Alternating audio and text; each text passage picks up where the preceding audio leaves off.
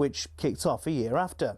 Now, the first decade was dominated by England and Scotland until Wales finally won in 1893 and Ireland a year later. After years of dipping in and out of the championship, France was invited to join full-time in 1910. But because France isn't a home nation, they had to give it a rebrand and settle on the Five Nations. But France were actually kicked out of the tournament in 1931. They were accused of paying players when rugby was still strictly an amateur sport. They had to wait years to be let back in, but after World War II, the Five Nations resumed. Didn't always run smoothly though, like in 1973 when all 5 teams won 2 matches and lost 2 matches. Now, because they didn't do points difference at the time, they just decided that everyone was the champion. It's like trying to keep kids happy, you know, the whole "you're all winners." In the years following, other teams in Europe started to get better at rugby and actually got to a stage where they were regularly beating teams in the Five Nations. In 1997, Italy beat Scotland, France and Ireland home and away. So 2 years later, the Five Nations invited Italy in, creating the Six Nations as we know it. In recent years, there have been calls to expand the tournament further to other European teams. Georgia and Portugal have been prime candidates to join of late. It's also been suggested there could be 2 tiers with promotion and relegation to promote growth of the sport in Europe. But the existing nations are a bit reluctant. So for now, it looks like the Six Nations, or Six Nations, or Sei Nazioni, is here to stay.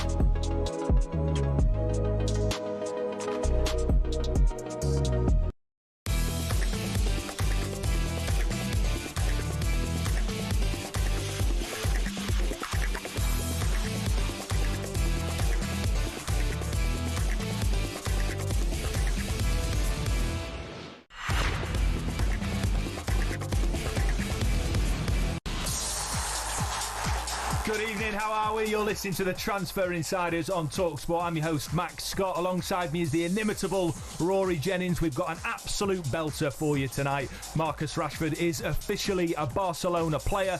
We'll get Rory's take on that and ask how on earth he's managed to get this move after a dreadful spell at United and an uninspiring time at Aston Villa.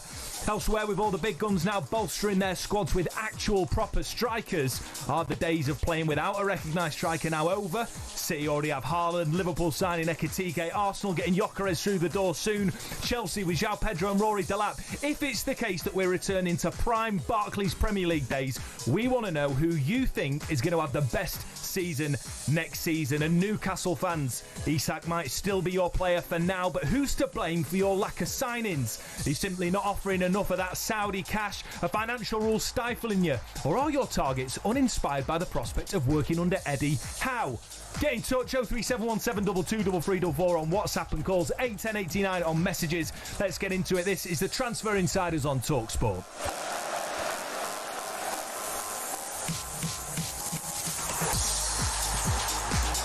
Rory Jennings, how are we, mate? I'm very well, Mr. Scott. How are you? I'm doing well, although I'm a little bit disappointed. I love Addy. I love Gabby. But this studio was left in an absolute state, was it not? We've had to do a little clean-up mission. I know. I mean, they're both good men, and I like them both. I consider them both friends. But it was atrocious. It was a pigsty when we came in here. It was. It was a pigsty and it was freezing. Back in the 90s, where Trish and Trini used to go around like hoarders and clean their houses. Yeah, that's what we could have done in here. I'm picking up like dairy milk wrappers off my seat and all sorts. Yeah, highly unimpressed. Not top impressive. Blokes, top broadcasters. Wonderful men, but mucky. But absolute scruffs. Right, moving on. We've got to talk about Marcus Rashford. He is signed officially as a Barcelona player. And Rory, some of his quotes are quite interesting, quite revealing, quite honest as well. Obviously, he said he wants to win the biggest trophies and feel like Barcelona is a huge club in the football world, so it's the perfect place. And actually he reveals, he says, I was clear on my preferences from the beginning. Actually, from maybe in January. It didn't work out to come to Barcelona in January, so I went to Aston Villa, enjoyed a good period there, but he's making it clear he wanted to go in January. I mean, look, no disrespect to Aston Villa, who wouldn't want to choose Barcelona over them? And then, of course, he speaks about Manchester United. He says the situation with United is the club is in a period of change. They have been for a while. I don't have any anything bad to say, as it's been an important part of my career and my life. I was grateful for the opportunity. So, I mean, interesting stuff from Marcus Rashford there, Rory. What do you make of that? And what do you make of the fact that he is now officially a Barcelona player after, arguably one of the most underwhelming periods in his career? Yeah, and then declaring that he wanted to be a Barcelona player. I take my hat off to him. He said that he wanted to play for Barcelona. He said that he was good enough to play for Barcelona. He said that Barcelona were interested in him. A lot of people, including myself, scoffed. I said that there's absolutely no way Marcus Rashford, the player that he is today, is going to get a move to the champions of Spain. There's absolutely no way that he's going to have the honour of lining up with Lamine Yamal and Lewandowski and Rafinha. There's just not going to happen. And he has made it happen. And if you think about what this move signifies, if you think about the huge impact of playing for Barcelona, like he's going to be the first Englishman to play for Barcelona this century. The first player to go to Barcelona since Gary Lineker. Gary Lineker went there, by the way, off the back of being the top goal scorer in the 1986 World Cup. That's why Gary Lineker got that move. That's the kind of strikers that Barcelona sign. The kind of players that Barcelona sign are players who are generally marquee signings. Lineker got the move because of his impact. Do you think this is a marquee signing? Max, the question that you're asking is a difficult one for me to answer because I don't. I don't see it. I don't understand it. It totally leaves me baffled. I'm perplexed at the move. Nothing makes sense. I don't think he's earned it. I don't think he deserves it. But my opinion here is almost insignificant because Hansi Flick, I concede, knows a lot more about football than me. And let's also remember that whilst Hansi Flick was an admirer, apparently there were 20 clubs lining up to sign Marcus Rashford, including Inter Milan, who've just been to a Champions League final, right? So my question then is, does this not actually reflect more and expose even more the sort of toxic environment at Manchester United? Because if Unai Emery, Thomas Tuchel and now Hansi Flick are all willing to bring Marcus Rashford to the club, is it not more of an indicator that Manchester United is ultimately a club where players just simply cannot succeed? You've seen, we saw Anthony, possibly, and I haven't thought about it enough, but possibly one of the worst signings I've ever seen in Premier League history. And he goes over to Real Betis and he looks like an absolute superstar. And although Marcus Rashford didn't necessarily set the world alight at Villa, there was a marked improvement. Unai Emery clearly trusted him. He trusted him over Ollie Watkins against PSG. So whilst I'm sure there will be a lot of Manchester United fans that feel almost hurt by this, that one of their owners almost stank the place out at Old Trafford, looked like he doesn't care at all about what's going on at his hometown club, and yet get a move to Manchester United. I can understand that. But if Hansi Flick, Thomas Tuchel and Unai Emery are giving him the seal of approval, then maybe we're just absolutely clueless. No, what I don't think we can do here is blame Manchester United. I think there is a cultural problem at Manchester United. There are clearly major issues at the way that the club have been run over the past decade or so. Do you think it's fair to say to an extent they've let Marcus Rashford down as a club? No. I think it's really, really unjust to blame Manchester United for the trouble that Marcus Rashford finds himself in. Marcus Rashford himself decided to go boozing in Belfast when he was supposed to be playing and representing Manchester United. Marcus Rashford himself has made terrible decisions with regard to his conduct at Manchester United, and let's also be totally clear, his form has been pitiful. Manchester United, certainly the fans, deserve praise. I don't know if there's a fan base in the country. Incredibly loyal bunch. Yeah, I don't know if there's a fan base in the country that pride themselves more on sort of backing their own. And that you can extend that courtesy to the way that they looked after David Beckham when he was a pariah in the country. You can extend that courtesy to the way that they looked after Eric Cantona when he was a pariah in the country. You can extend it to the way that they've always serenaded their Argentine players with the chance of Argentina. Also, the way that they've backed manager after manager Cristiano Ronaldo failed. Cristiano Ronaldo, after the winking scandal against Wayne Rooney, they backed him. They will forever back their players, and it wasn't that long ago. I remember being at Old Trafford and the entire ground was reverberating to that song, that Stone Roses song about Marcus Rashford being Manc born and bred. I think that the club have really backed him. And sometimes I think in football, maybe you get a moment where just everybody needs a new challenge. Yeah. Marcus Rashford, though, I think he's a very good player. I don't necessarily think he's as good as other people think, but I think there's a very good footballer in there. But I also now believe that if he can focus, and surely now, Max, he will. Like, this has to be last chance for him. This has to be the moment where he knuckles down, decides that he's going to fully focus on football, and he's got his work cut out because he's going to have to somehow displace Rafinha from the side. But this moment now, if he takes it, there's a chance that he's going to rip it up, because imagine Marcus Rashford Valladolid, Cadiz. He's going to smash him up. And do you know when he's really going to shine? Do you know when he is absolutely going to be back pages? He's going to be talk of the town on talkSPORT. You know what it's going to be? It's going to be when he scores the winner at the Bernabeu and in the process skips past Trent Alexander-Arnold. I can see that. It's going to happen. It's going to happen. It's easy to say that, Rory, but he has to first take the place of someone like Rafinha, who's become one of the best players in the world this last season under Hansi Flick. He's not going to get past Lamine Yamal, who arguably is the best player currently in the world. I think that there's a world where potentially he plays down the middle, because Lewandowski's at an age where he isn't going to play week in, week out. And even though that's a position that Rashford ultimately has said that isn't his best position, it might well be in Spain. And equally, you talk about how, look, Marcus Rashford has what it takes to go and score 20, 25 goals in La Liga. I do not doubt that. He's got bags full of talent and raw potential. But he is going to play for the best team in Spain currently. Typically, opponents don't play an expansive open game. They're going to sit back against a side like Barcelona, and so he's going to have to pick his moments well. He's going to have to fight for his minutes and his opportunities. But both on their very best day. So Marcus Rashford of 3 years ago, that season when he scored 30 goals for Manchester United. If you take him at his very best, and then you take Rafinha at his very best, who's the best player? I think it's a close call. There was an argument that Rafinha should have won the Ballon d'Or, and so. And I don't think Marcus Rashford's ever been at that point. I think Marcus Rashford has what it takes to be better than Rafinha, but he is later in his career. He's had a couple of seasons where ultimately he's not delivered the goods. I hope that it works out for him, particularly not only for his sakes, but also for England's sake. We're heading into a World Cup where that position on the left is one of the only positions that I'd say is well up for grabs. Yeah, and so he's got a really good chance here. And you've got to remember, at the last World Cup, he was England's top goal scorer. So he's got the pedigree. He can do it in the biggest stages. He just doesn't do it often enough. And I think the main reason he doesn't do it often enough is because he hasn't been switched on. He doesn't seem to be desperate to lead the line for Manchester United. He hasn't always conducted himself in the most professional way. Like, do you remember Manchester United played away at Wolverhampton Wanderers? They ended up winning. In fact, he ended up coming on and scoring to secure them the win. But he was left out the starting lineup because he'd missed training or whatever. There were these constant moments where he let himself down professionally and didn't seem as focused as he should have been. If this move to Barcelona doesn't laser focus him, if this move doesn't inspire him to the absolute max, his next move, it genuinely is West Ham United. Yeah. So, but if it does inspire him, as we've said here, he could win La Liga. He could end up scoring the winner. He could end up scoring the winner for Barcelona in the Bernabeu, leaving Trent Alexander-Arnold for dust in the process. I'm sure that's on his mind, Rory. I'm sure that's on his mind. That's on mine. I can see that. I can actually see that happening, can't you?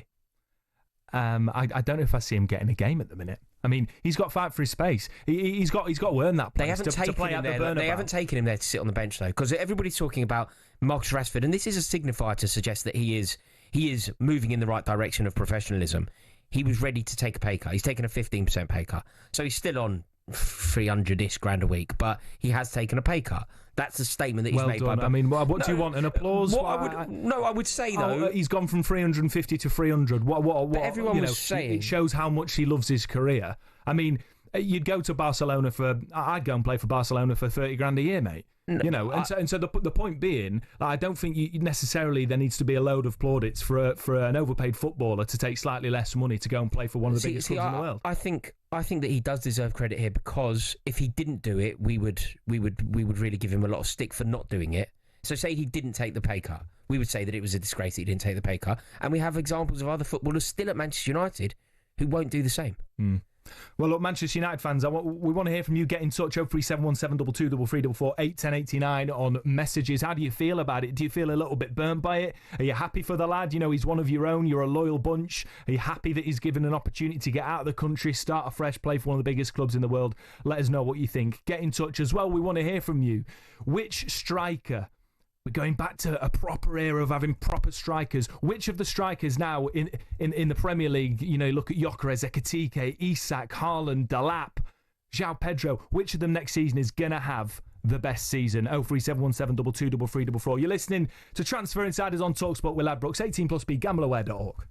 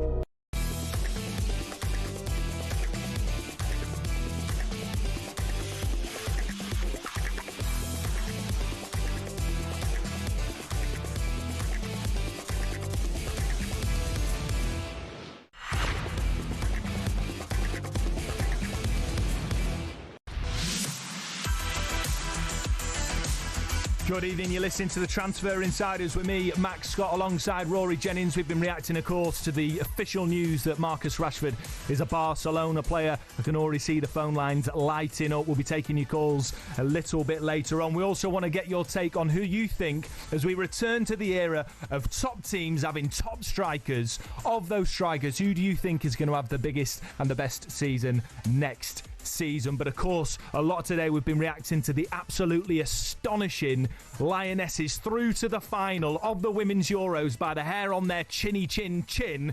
But of course, the other semi-final is going on tonight, and Dave Rowe is in Zurich with team news for Spain versus Germany. Yes, Matt, good evening. There is no doubt that Spain stand as strong favourites to reach their first ever Euros final, and not just because of their own impressive record in the tournament so far. 4 wins out of 4, 16 goals scored, and whilst they were held for an hour by host Switzerland, goals from Atenea del Castillo and an outstanding long ranger from Claudia Pina sent them into the semis, even with the luxury of missing 2 penalties during the game. For Germany, 8-time champions, but not since 2013, it was far more dramatic as they overcame France in a shootout after playing much of the game, 1 short. Their goalkeeper Ann-Katrin Berger was the difference maker overall, but the carryover from that game means tonight they're without the injured Linda and the suspended Hendrik and Nushkin. The big issue is in defence, where Julia Gwynn is still sidelined, so a patched up back line. They do have Carlotta Vamsa back from her own ban. Sophia Kleinhorn starts for the first time in the tournament, as does Sarah Darbridge, who comes into midfield. For Spain, who have never beaten Germany, by the way, a change at the back where Maria Mendes replaces the suspended Alexandri. Otherwise, as you were, with Esther Gonzalez and Alexia Putellas also leading the way in the race for the Golden Boot. It's live on talkSPORT 2 at the Stadion Letzigrund in Zurich for the right to meet England in the final. It's Germany against Spain. UEFA Women's Euro 2025 update on talkSPORT with McDonald's. Got Big McDonald's hunger? The new Big Arch is here. Available from 11 a.m. at participating restaurants. Yeah, it's not just the Women's Euro second semi-final that's underway tonight. We've, of course, got action from the World Match Play Darts in Blackpool, day 5, and Mark Wilson's there with an update.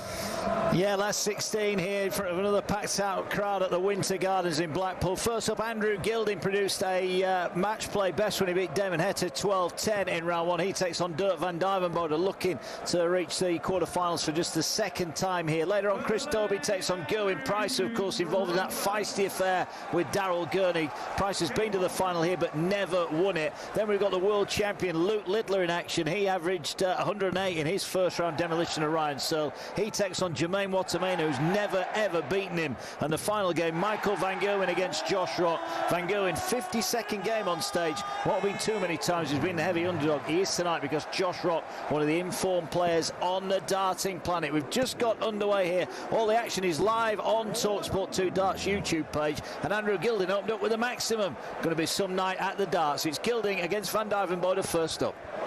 Brilliant stuff, Mark. That's Mark Wilson reporting from the World Match Play Darts in Blackpool. He'll be keeping you updated throughout the show. But time now to get an odds update with Ladbrokes. Odds update on talkSPORT with Ladbrokes. Supercharge your odds with our Odds Boost button. Selected markets applies to first £50 of stake. Terms apply. 18 plus. Gambleaware.org. Delighted to say Cal Gildart from Ladbrokes is with us. How are you, Cal, mate?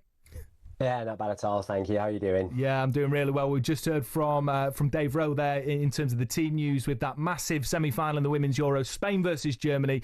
Am I right in saying Spain are the firm favourites, or do you expect an upset there, Cal? You are correct. It's Spain's to lose this one from the eye test and the odds. They're about 2-1 on to win in 90 minutes, while Germany are 4-1. We all know what Spain are about and why they're so fancied, don't we? But as Dave just said, Germany have never lost to Spain. 5 wins and 3 draws. Wow. I think that carries on, but you don't know how they'll do it beyond it's Germany at a tournament. They're 5-2. They'll progress. I can't see it though, and neither can the traders. I mean, it's 4-1 on that Spain make the final, so that's via extra time, penalties, whatever. Just looking at the past matches, Germany have had a player sent off in both of the past 2, and it's 6-1 for a red card tonight. So that jumped out at me when I was doing my research here. I just don't think it can be overstated how impressive it was to knock out France, despite having 10 players for more than 100 minutes. Wow. But yeah. In the game before that, they played with 10 for an hour against Sweden and lost 4-1. So which one do you look at? A repeat of that score is as short as 16-1 tonight. If you think that Spain will be ruthless but don't want to be quite so specific, them to win and over 4.5 total goals at 4-1 looks decent value. It certainly does. And Cal, let's just say that that Spain get there. They're certainly the favourites, and it would take something special from Germany to stop them in their tracks. If we end up with a Spain versus England final, what are the odds saying? Well, even if you looked at outrights how they are now, would you be surprised to hear that despite not yet being through, Spain are still the odds-on favourite to win the tournament? You know, yeah. Exactly. I mean, they've got some players though, haven't they? And they've got history with England. They've been good against England as well. I'm not surprised. You know, I really hope that the Germans get through and it's England-Germany final. Personally. Well, yeah, the longer than they have been since the group stage, but I mean, they're still just 8-13, while England are 7-4 and Germany 15-2. But, you know, because we know one of the finalists, I did ask our wonderful traders to price up the potential final, and it's as you think. If it's England-Spain, Spain would be favourites. I think they'd be about 4-7 if the Lionesses at 7-2. Right. England would be 6-5 favourites to beat Germany, and they'd be 2-1 in a repeat of that Euro 2022 final. But if you think that either side is going to win it via penalties, and this is no matter who's playing, it's likely going to be around 11-12-1 with Ladbrokes. Brilliant stuff. Well, I do hope it goes to penalties, because I must say that Lionesses shootout against Sweden was the best and worst penalty shootout I've ever seen in my life. The drama was incredible, and of course I certainly hope the Germans go through. That'd be a top final, wouldn't it, Rory? Yeah, it would certainly benefit us as well, wouldn't it? Yeah, absolutely. Cal, brilliant stuff, mate. Thanks for joining us. Cheers. Right, that was a look at the latest odds with Ladbrokes. 18+, BeGambleAware.org. Odds update on talkSPORT with Ladbrokes. Supercharge your odds with our Odds Boost button. Selected markets applies to first £50 of stake. Terms apply. 18+, GambleAware.org. Right, we're heading straight to the phone lines. We're taking your calls on Marcus Rashford. Josh is an Arsenal fan. Josh, what do you make of Marcus Rashford getting that move to Barcelona? How do you feel about it? Hello, boys. Can you hear me loud and clear? Yeah, all good, Josh. Listen, I just want to say it's a pleasure to be speaking to Rory Jennings. I'll follow him on YouTube. Wicked fella. And, yeah. That's very kind of you. What I'd like to tell Rashford, I think he deserves the move to Barcelona, you know? Like, Man United are rubbish, let's be honest. You know? Yeah, well, it's difficult to avoid that, yeah. Yeah, that club has been in decline for a very, very long time. Di Maria went there, didn't make it. Radamel Falcao went there, didn't make it. The only player that has actually produced the goods is Bruno Fernandes. Do you not, Josh? Do you think I know you're not a Manchester United fan, but can you see how some Manchester United fans might feel a bit burnt by it because they've watched one of their own who they've put their faith in, they've shown a lot of love to, and he hasn't necessarily seemed to reciprocate that, particularly just in the past couple of seasons? Can you see how they might be a bit frustrated with how it's all panned out? I totally understand their frustration, but what they also need to understand, if someone's not happy, they're not happy. They can't do anything about it. Only Rashford can do something about it. And finally, he's doing something about it. And Josh, do you think he'll be a success in Spain? Do you think this is going to go well? Do you think this is going to be everything that he hopes it will be? Do you think he'll end up starting for England at a World Cup next year? Rashford is one of the deadliest footballers in the world. I promise you that. Rashford is one of the deadliest players in the world. On his day, he can hurt absolutely anyone. I'll never forget that free kick he scored at the bridge, where he just knocked him like Ronaldo-esque. He's got that in his locker. The boy just needs a good team around him. He hasn't had a good team around him. He's got a phenomenal coach. He's got the best player in the world in Lamine Yamal. And I think Barcelona potentially could clean up everything. Josh, fair play. I mean, it's great. It's unusual, but it's great to hear some support for Marcus Rashford. Him saying they're one of the deadliest players on the planet. The potential to have that. Aaron's a Man United fan. Aaron, how do you feel about what you've just heard? Josh saying that he deserves the move. He can be one of the deadliest players on the planet. How do you feel about that? He's spot on, to be fair. What I was going to say is it's really bittersweet, to be fair, because I'd want him to have done it in a Man United shirt. He Absolutely. Did for a few years. When he he scored on his debut, ironically against Arsenal, and then in his Europa League debut as well. So it was nice for a few sort of years, but then he just seemed to drop off. I think it was when he signed that big contract. He just seemed to completely go off the boil. So I think I want him to succeed at Barcelona, genuinely, because I think he deserves that for himself more than anything. But yeah, do you think he will, Aaron? Like, look, you've seen the good, the bad, and the ugly of Marcus Rashford. You've seen it all. You know what he's capable of. You can think of those highlights, the goal against Liverpool, or whatever else.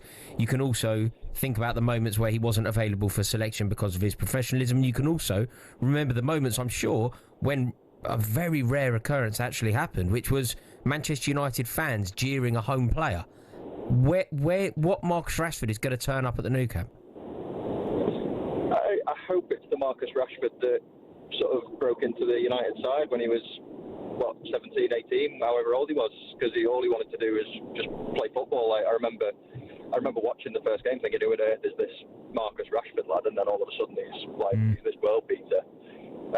So I hope he takes the opportunity and sort of reignites his career a little bit, because it's just a shame to see what's happened to him, really. I think he's surrounded himself with the wrong people for a start. I think hanging around with Lingard all the time at United was a bad move. Pogba as well, they haven't rubbed off well on him. But yeah, I just hope he reignites his career, and I genuinely want to see him do well, and I think he can. Aaron, well said, mate. I think that reflects the loyalty and the sentiment of most Manchester United fans and the way that they treat their own. And I think it's credit to United fans in general. And I'm certainly not a Manchester United fan, but fair play to all of those wishing Marcus Rashford well. And I think everybody that's English as well wants Marcus Rashford to go and do well and fight for a spot in the World Cup as England try to finally bring football home. Right, you're listening to the Transfer Insiders on talkSPORT. Next up, we're going to be discussing, are we seeing the return of a proper number 9?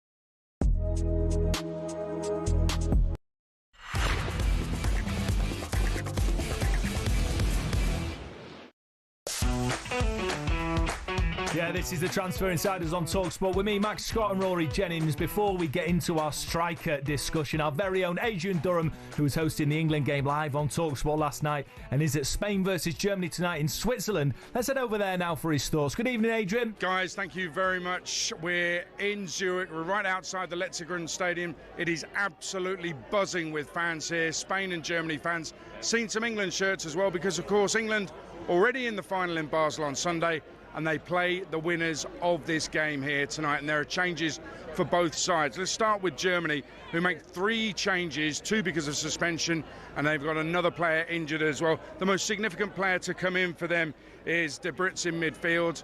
A lot of experience that should help them as well, of course, Germany, who are the massive underdogs for this. In this stadium, they were battered 4-1 by Sweden at the end of the group stage, and everybody thought they're not going to go very far. They then go and beat France, unlikely as that was, on penalties. They were down to 10 as well, and the hero was Anne-Katrin Berger, and she's got to be a hero again in goal for Germany tonight because Spain are full of quality. Her clubmate at Gotham, Esther Gonzalez, is the top scorer in the tournament, and Anne-Katrin Berger's got to keep her out tonight. Anne-Katrin Berger will want a date with England because it will mean a matchup with her partner, Jess Carter, the England defender. As for Spain, listen, it's an array of talent for them. They make 1 change. Mendes comes into the back line because of suspension, but you just have to go through the Spain side and the names just roll off the tongue. It's a who's who of world football. Pateos, Palhinha, you've got Bonmati in midfield. I've seen her up close and personal. She is an incredible footballer. There is only one winner here on paper. The record says it's got to be Spain. They just don't get beaten, the world champions. But Germany showed they've got some quality, they've got some character, and they've got a goalkeeper that just does not want to let anything pass her and get into the back of the net. The semi-final then coming up. Spain are the favourites against Germany. Winner takes on England in Basel in the final on Sunday. That's Adrian Durham, talkSPORT's voice of football. Remember, David Rowe is going to be keeping us up to date on that semi-final throughout the show. But we're going to return now. We've been setting this chat up all show about the return of the proper number 9. Rory, do you think this is a coincidence, or do you think that the fact that all of the big clubs in the Premier League and the rest of the clubs seem to be moving away from playing without a striker, like Pep Guardiola did, and for me, he was the only one that could really do that, managed to win a title without a striker. He got Erling Haaland, obviously, a few years ago. Now, Arsenal set to announce Victor Gyökeres. Liverpool set to announce Hugo Ekitike. You've got Alexander Isak at Newcastle. You've got Chris Wood and now Igor Jesus at Forest. Jean-Philippe Mateta winning the FA Cup with Palace, a proper striker up top. Your Chelsea boys got in Liam Delap and João Pedro, proper strikers. I know Pedro can be versatile, but you looked at him in the Club World Cup. He is a proper striker. What do you make of this? Do you think we're now sort of moving away from that type of football which was, had been accused of being slightly boring, mate, and now we're going to see a bit more of a blockbuster, get it up to the big lad up top who's going to ruffle some feathers and score some goals? Do you think we're seeing a change in the way that football's going to be played in the Premier League? Yeah, I think we are. I think we are. I think we're moving away from inside forwards. I think the idea now of your archetypal centre forward, I think that it's back in fashion. It's on vogue again. And I think the football is going to be better for it. I think the football is about centre forwards. The reason why centre forwards cost more than goalkeepers is because they are more interesting. They are more iconic. Exactly. That's what it's about, scoring goals. And it does feel like we are moving away from this possession-based game, possession for the sake of possession, and back into the idea of scoring goals and having centre forwards. And I think it's only a good thing. And I think football will be richer if this suggestion that you're putting forward is actually accurate. Rory, you're into your poker. What do you call it when you make your opponent think you're going to do something and then you do something else? Bluff. Pep Guardiola has called the biggest bluff in Premier League history because he convincingly won a Premier League without a striker. Yeah. Everybody else follows suit, skittles around trying to play this sort of quadrant system-obsessed version of football. He brings in Erling Haaland, who breaks the scoring record, wins another Premier League, and I know it didn't go well for him last season, but now it looks like everybody else is following suit. Do you think that this is, again, Pep Guardiola setting the trend for the rest of the Premier League? Yeah, I think he is that. He is the trailblazer. The way that Pep Guardiola sees football and wants football to be played will have an impact throughout the leagues. I mean, this is something that you see mimicked at sort of non-league level. you know, playing out from the back and all that. That is very much a Pep Guardiola thing. And when Pep Guardiola decided that the false nine was the way forward, when he decided that you didn't need an obvious centre forward to win a league title, I think that he made the idea of your traditional centre forward unfashionable. But the second that he then realised that actually you do need one, he went and got Erling Haaland. Suddenly it is back in fashion again. And it is great to see, because I think when you're a kid, everybody grows up, like nobody grows up wanting to be a good system player. No. Everybody wants to be a centre forward. Everybody's favourite player. If you ask anybody their favourite player, it's almost undoubtedly the goal scorer of the team. Well, no one plays FIFA, you know, a career mode in FIFA to play as a right back. You play as an attacking player because you want to score goals. For me, I think this marks an exciting period coming for the Premier League, because it is my opinion, and I know that lots of you at home will agree, some of you might disagree, but I know lots of you will agree, that the Premier League in the past couple of years, I think, has become a little bit sanitised and a little bit boring, and not as blood and thunder as certainly the football I grew up on. You know, that Arsenal and United rivalry between Wenger and Sir Alex. You know, that sort of football for me is grade A football that I want to see now. Yeah. Also, when you think about when football was at its best, like whatever era you believe football to be at its best, you've almost undoubtedly got a load of iconic centre forwards, whereas you just don't have that now, and that's why football feels flat. And before anybody messages in, yes, Pep Guardiola's Manchester City might well have easily beaten Arsene Wenger's Arsenal. You might think that. For me, best isn't about it's about excitement, it's about drama, it's about entertainment, and I think we've lacked that a little bit recently in the Premier League. But what I think has happened is last season was such a glitch in the matrix. Palace winning the FA Cup, Forest getting European football after back-to-back relegation dogfights, and of course I'd say this as a Forest fan, but I do think that because they were so good at defending last year and they shut down teams, you know, they beat Liverpool away, they did the double against United, they beat City for the first time at home. I think it made everybody realise actually there is a way, if you're not playing with an out-and-out striker, you can get results against these big teams. Yeah. And I think people are realising we need a big man up top to go and score us goals. Also, it just makes the football better, doesn't it? Football is just better when they've got brilliant centre forwards. Like, whatever your era, like, you might, depending on your age, you might think of an era which was, you know, Les Ferdinand, Alan Shearer, Robbie Fowler, Teddy Sheringham, Michael Owen. Yeah, you might think of that era as your defining era. You might go a little bit more recent than that, when Thierry Henry, Wayne Rooney were all in the league at the same time. Yeah, Jimmy Floyd Hasselbank, Dwight York, Michael, like, it was icon after icon. And that's what football should be. I truly believe that's what football is about. It's about the artistry, the brilliance, the moments. And invariably, the moments are delivered by the goal scorers. Gianfranco Zola, Matt Letizia are far more likely to deliver a moment that lives long in the memory than Jorginho. Rory, I want you to tell me, of those big strikers, and I want you at home to get on the phone and get in touch on this, 03717 223344, who is going to be the standout striker next season? To name a few: Haaland, Isak, Ekitike, Delap, João Pedro, Jean-Philippe Mateta, Chris Wood. I mean, who do you think next season is going to be, as this world returns where you have proper Barclaysman strikers, who do you think is your odds-on favourite to be the striker of the season? There's a really easy answer here, and it's slightly cowardly from me, but the easy thing for me to do is just say the best striker in the league is going to be the most iconic striker in the league, and that's Alexander Isak. Alexander Isak is more likely to have those moments, win the Golden Boot, be the best, because he is the best. In context, though, do you not think that Newcastle, and I hope this doesn't happen because I like it when sides break through as Newcastle have done, and I would say on the record, we'll talk about this later in the show, I think they've been completely stifled by ridiculous financial regulation, which means that they can't, unlike City, unlike Chelsea in years gone by, invest millions to be the club they want to be. The thing I would say about Isak, Rory, is that he isn't surrounded, as we expected him to be, by even better players. Yes, they've got Anthony Elanga from my beloved Forest, but they ain't got anybody else. So And with questions of whether or not Isak's head's been turned, you know, we saw he was sent home by Eddie Howe. I don't think that did anybody any favours. I struggle to see Isak having an even better season than last season. For me, I can't look past Erling Haaland. I can't. I know it wasn't vintage last season, but I just can't see that continuing for Pep. What about one of the outliers? Like, how good is Liam Delap going to be at Chelsea? Well, I don't think he's going to start as much, mate. Now they've got João Pedro in, and he lit up the Club World Cup. Okay, how good is João Pedro going to be next season? I think he's got that aura about him, mate. Yeah. I really do. I think he suits Chelsea. I think he's a proper Chelsea striker. It's just great that we can have a conversation about strikers again, though, isn't it? It's refreshing. It's great. It's refreshing. It's great because if we were doing this, if we were in the golden era of the Premier League, if we were a touch older, Max, you and I would be debating who should be England's centre forward. Should it be Robbie Fowler? Should it be Matt Letizia? Should it be Alan Shearer? Should it be Teddy Sheringham? The list would go on and on and on, and we had countless to choose from.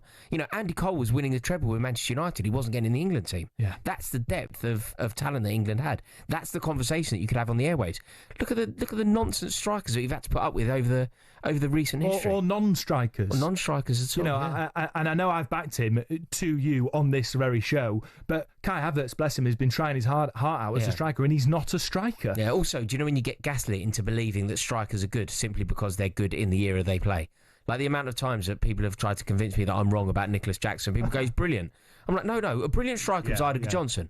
That was a brilliant Chelsea striker. Jimmy Floyd Hasselbank was a brilliant Chelsea striker. Nicholas Jackson is not that. He's nowhere near that. So just trying to gaslight me and saying that he's good compared to whoever else is around today. Yeah. This is a good sign for the Premier League. And also, we had a fairly... I enjoyed last season, but there were moments where we were lacking in jeopardy. Maybe next year it won't feel like that. I agree, and I certainly hope so, because I think the Premier League desperately needs it. Right, please get in touch. Let us know. Who is it? Haaland, Isak, Ekitike, Pedro, Delap. Who is going to be the striker of the season as we welcome in this new era of having proper strikers back in the best league in the world? Get in touch, 03717 223344. That's via WhatsApp or call, or text us on 81089. You're listening to the Transfer Insiders on talkSPORT with Ladbrokes, 18+B, gambleaware.org.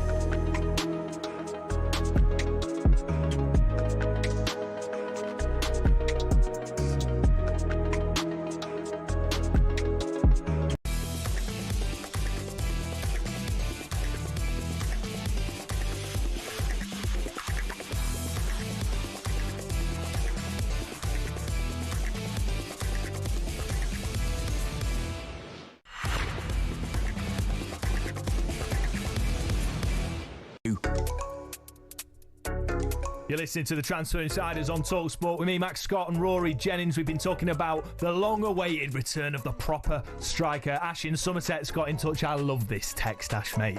The only reason why everyone's brought strikers this summer is because of Nottingham Forest and what Chris Wood, double hard Kiwi Chris Wood, did last season. Love it, Ash. Right, keep your calls and texts coming in on that. We want to continue that discussion throughout the show, but we're returning to Blackpool, where Mark Wilson's given us the latest on the World Match Play Darts. Yeah, last 16 here, and what a start for Andrew Gilding. He leads the man from the Netherlands, Dirk van Duivenbode, by 7 legs to 3. Won the opening 5 legs, averaging just short of 103, did Goldfinger. They then shared the next couple of legs before a crucial hold at the end of the second interval for Dirk van Duivenbode. It's 7-3 at the minute, but Andrew Gilding, who produced a match play best in the first round, averaging just over 101, he's averaging 104. It's a race to 11 for a place in the quarterfinals. Dirk van Duivenbode has it all to do. It's live on the talkSPORT Darts YouTube channel right now. It's Andrew Gilding 7, Dirk van Duivenbode 3. Thank you, Mark. Brilliant stuff. He'll be keeping us up to date throughout the show. But time now to look at the latest football action with Ladbrokes. The big preview on talkSPORT with Ladbrokes. Supercharge your odds with our odds boost button. Selected markets applies to first £50 of stake. Terms apply. 18+. Gambleaware.org. Delighted to say now we're joined by our very own talkSPORT's Ben Jacobs to give us the latest on the transfer market. I've been really pleased with how this transfer market's gone, Ben. I think, we've had a couple of windows maybe where it's been a little bit underwhelming, but there seems to be a lot of big movement this summer. Yeah, underwhelming, more sleep. Exciting, less sleep for me, though. But I can see your perspective, that's for sure. And in the last 15 minutes or so, Liverpool have confirmed Hugo Ekitike has joined from Frankfurt, £69 million, £10 million an add-on 6-year contract. He'll fly out to Hong Kong for Liverpool's pre-season tour, likely there by the latter part of the week. And this is another big signing for Liverpool, continuing their phenomenal summer that's also seen them add the likes of Florian Wirtz, Milos Kerkez, Jeremy Frimpong as well. And Liverpool not done yet. They could add another attacker. Diaz and Nunez could leave, and a defender could arrive as well. Ben, now that Hugo Ekitike is officially a Liverpool player, is there any truth in the argument that if other players are offset, and we'll get to those in a moment, and they bring in more cash, that they still could go for Alexander Isak? There's a chance for sure. I mean, Liverpool first tried for Isak in the last few days, and Newcastle's stance is not for sale. They won't want to damage a good club-to-club relationship. But there's the whole what happens in the last few weeks of the window. And if Darwin Nunez and Luis Diaz goes, Liverpool will have money. So the reality is that Liverpool haven't given up on their interest in Alexander Isak. They'll be aware, because they're excellent readers of the market, whether they think it's possible now or at the end of the window. If it isn't, they'll revisit it in likelihood in 12 months' time. So this saga's not over. But from Liverpool's perspective, they're certainly not ruling out adding another forward. It's just what kind of profile. Because on the one hand, you could bring in another 9 if Darwin Nunez leaves, and then you've got Ekitike and Isak, who are quite similar in profile. Alternatively, if Luis Diaz is sold to Bayern Munich, it might be that they look for more of a specialist left winger. So it's a fluid situation, but Liverpool haven't simply walked away or assumed that Isak will not join Liverpool one day, and ultimately they need another striker. So you'd expect them, if they see any glimmer of hope on either the club or the player side, to still try. Whether that's now, though, or in a year's time, still remains to be seen. And Ben, Johan Visser, he's left Brentford training. Newcastle, Tottenham, they seem to be very interested. How do you see this one panning out? Yeah, Johan Visser held talks today and very possibly tomorrow about his future. The expectation is that Brentford and Visser are going to get on the same page to keep it amicable. Visser wants to leave. Brentford would like Visser to sign a new deal. At the moment, he's got 1 year left and a 1 year option. And that extra year is important because it's a club option. And if they extend it, or even if they threaten to extend it, if you like, they can bump up the valuation. And that's the big sticking point at the moment. Newcastle have had a £25 million bid rejected. Nottingham Forest bid $20 million. That was rejected too. And I think those numbers don't reflect Visser's stats, but they certainly reflect his age coupled with how long is left on his contract. And from Brentford's point of view, they're looking for certainly in excess of 40 million. Some sources say more than 50 million. From Newcastle's perspective, they feel that that bracket between 30 and 40 million might be good enough. But there's no doubt here, the player wants to leave. He realises, whether it's Newcastle or Spurs, that this is his only opportunity and likelihood to go to a club and play Champions League football, and instantly. And therefore, my expectation is that Visser will really push for a move. And now the ball is back in Brentford's court, because their starting position was very clear. They don't want to lose Visser and Mbeumo in the same window. If they stick to that, Wissa's not going to get his move. But if Wissa agitates, maybe the situation can still change. And this is why Newcastle, in particular, are optimistic. Yeah, absolutely. Newcastle, I think, feeling the pressure, aren't they, to make sure that they bring in some signings to sort of bolster their squad, particularly with Champions League football next season. Ben, you'll have heard Rory and I have been waxing lyrical about the return of strikers to the Premier League. And you've come and broke the news regarding Hugo Ekitike being confirmed as a Liverpool player. Can you give Arsenal fans any insight into why it's taking so long with Victor Gyökeres and whether or not it is going to get over the line?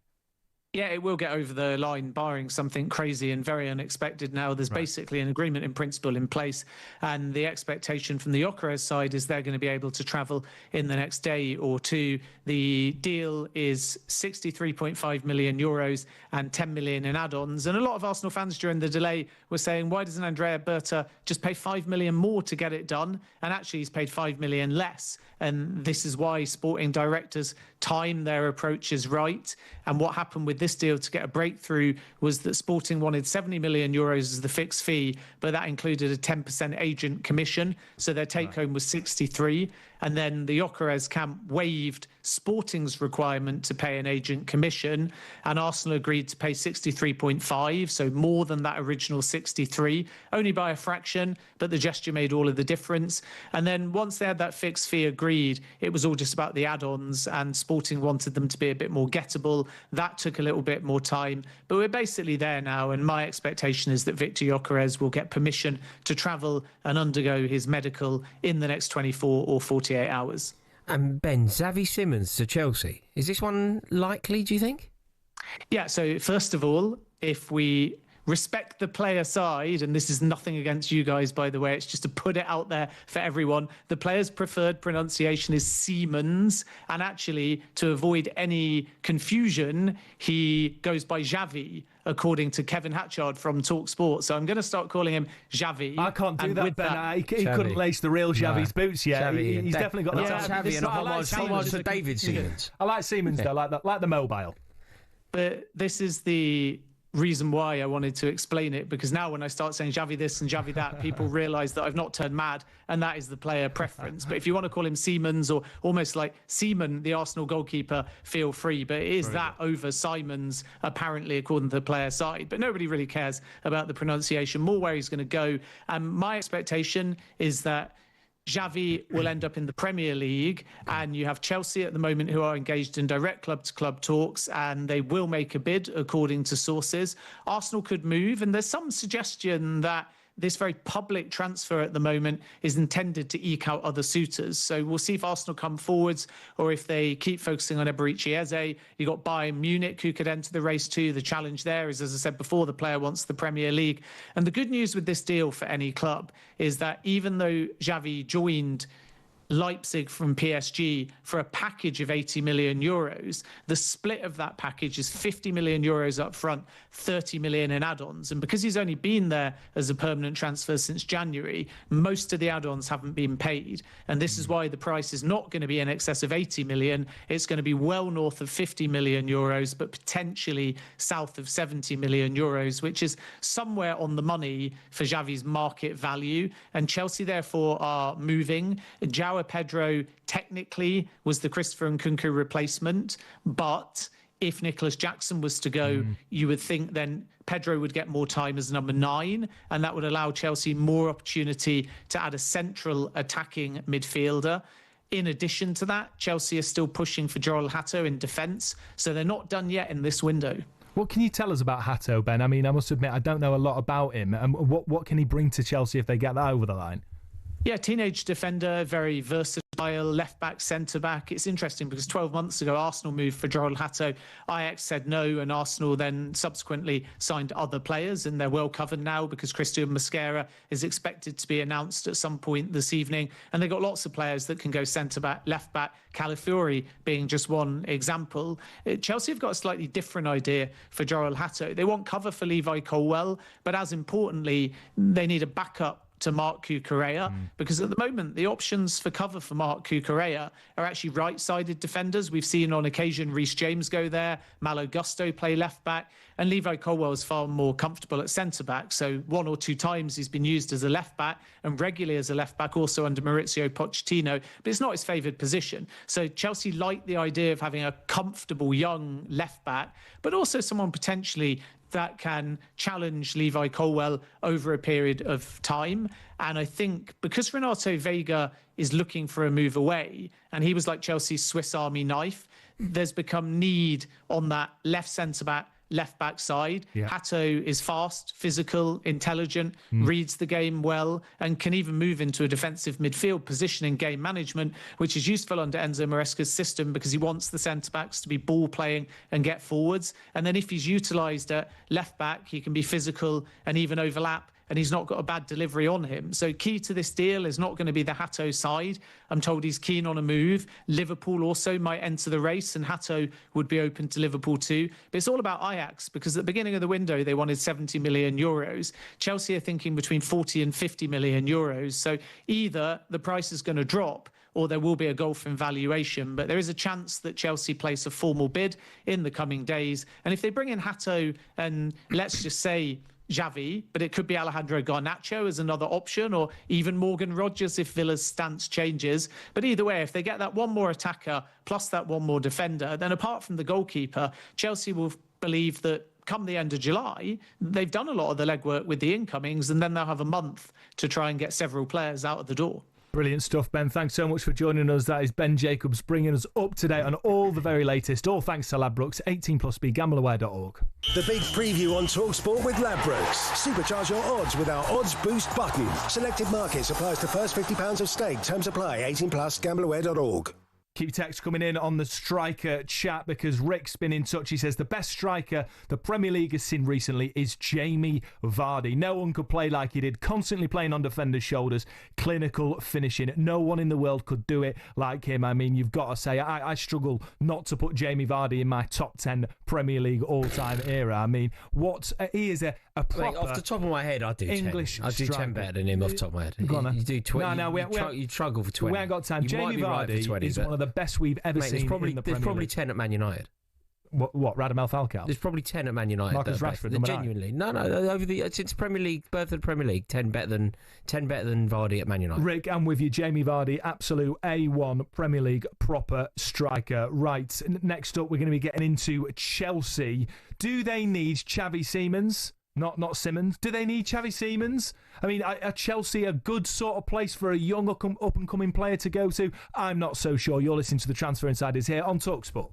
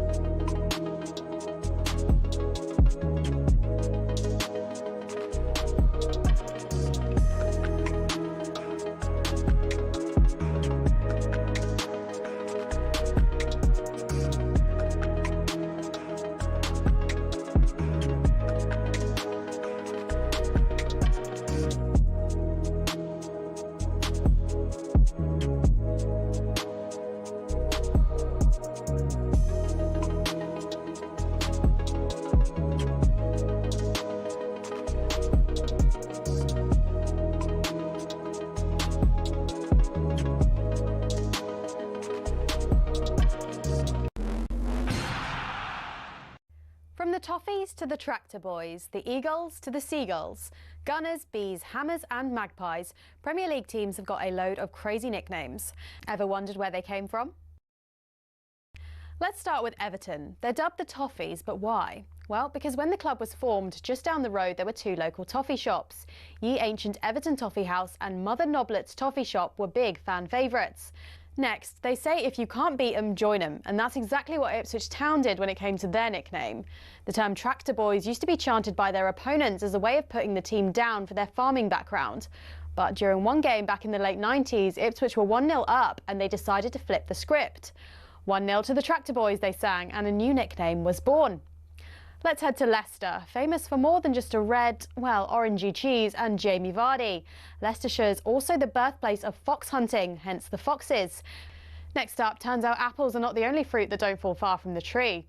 Bournemouth's nickname, the Cherries, comes from the fact the club's stadium was originally built right next to a bunch of cherry orchards. This next story actually involves two club nicknames. It started with Crystal Palace. They were having an absolute nightmare run back in the early 70s. They'd been relegated after a terrible spell, and manager Malcolm Allison decided enough was enough. He wanted a new nickname, something strong, fast and destined for success. Something exactly like an eagle. But there's more to this one. Brighton were in search of a nickname too, and Palace finally gave them what they needed. In a heated match between the two back in 1976, Palace fans began chanting, "Eagles, Eagles." And some clever Brighton fans came up with the perfect reply, "Seagulls, Seagulls." Not all club nicknames have a crazy story though. Take the Gunners. That just comes from the fact a group of munitions workers in the Royal Arsenal factory in Woolwich set up the club in 1886. On the flip side, some nicknames seem simple, but there's a bit more to them, like West Ham. The Hammers is actually nothing to do with the ham part of the name. It comes from the fact the club used to be called Thames Ironworks FC and was made up of workmen and shipbuilders. So next time the away end's chanting their crazy nickname, you'll now know exactly where it came from.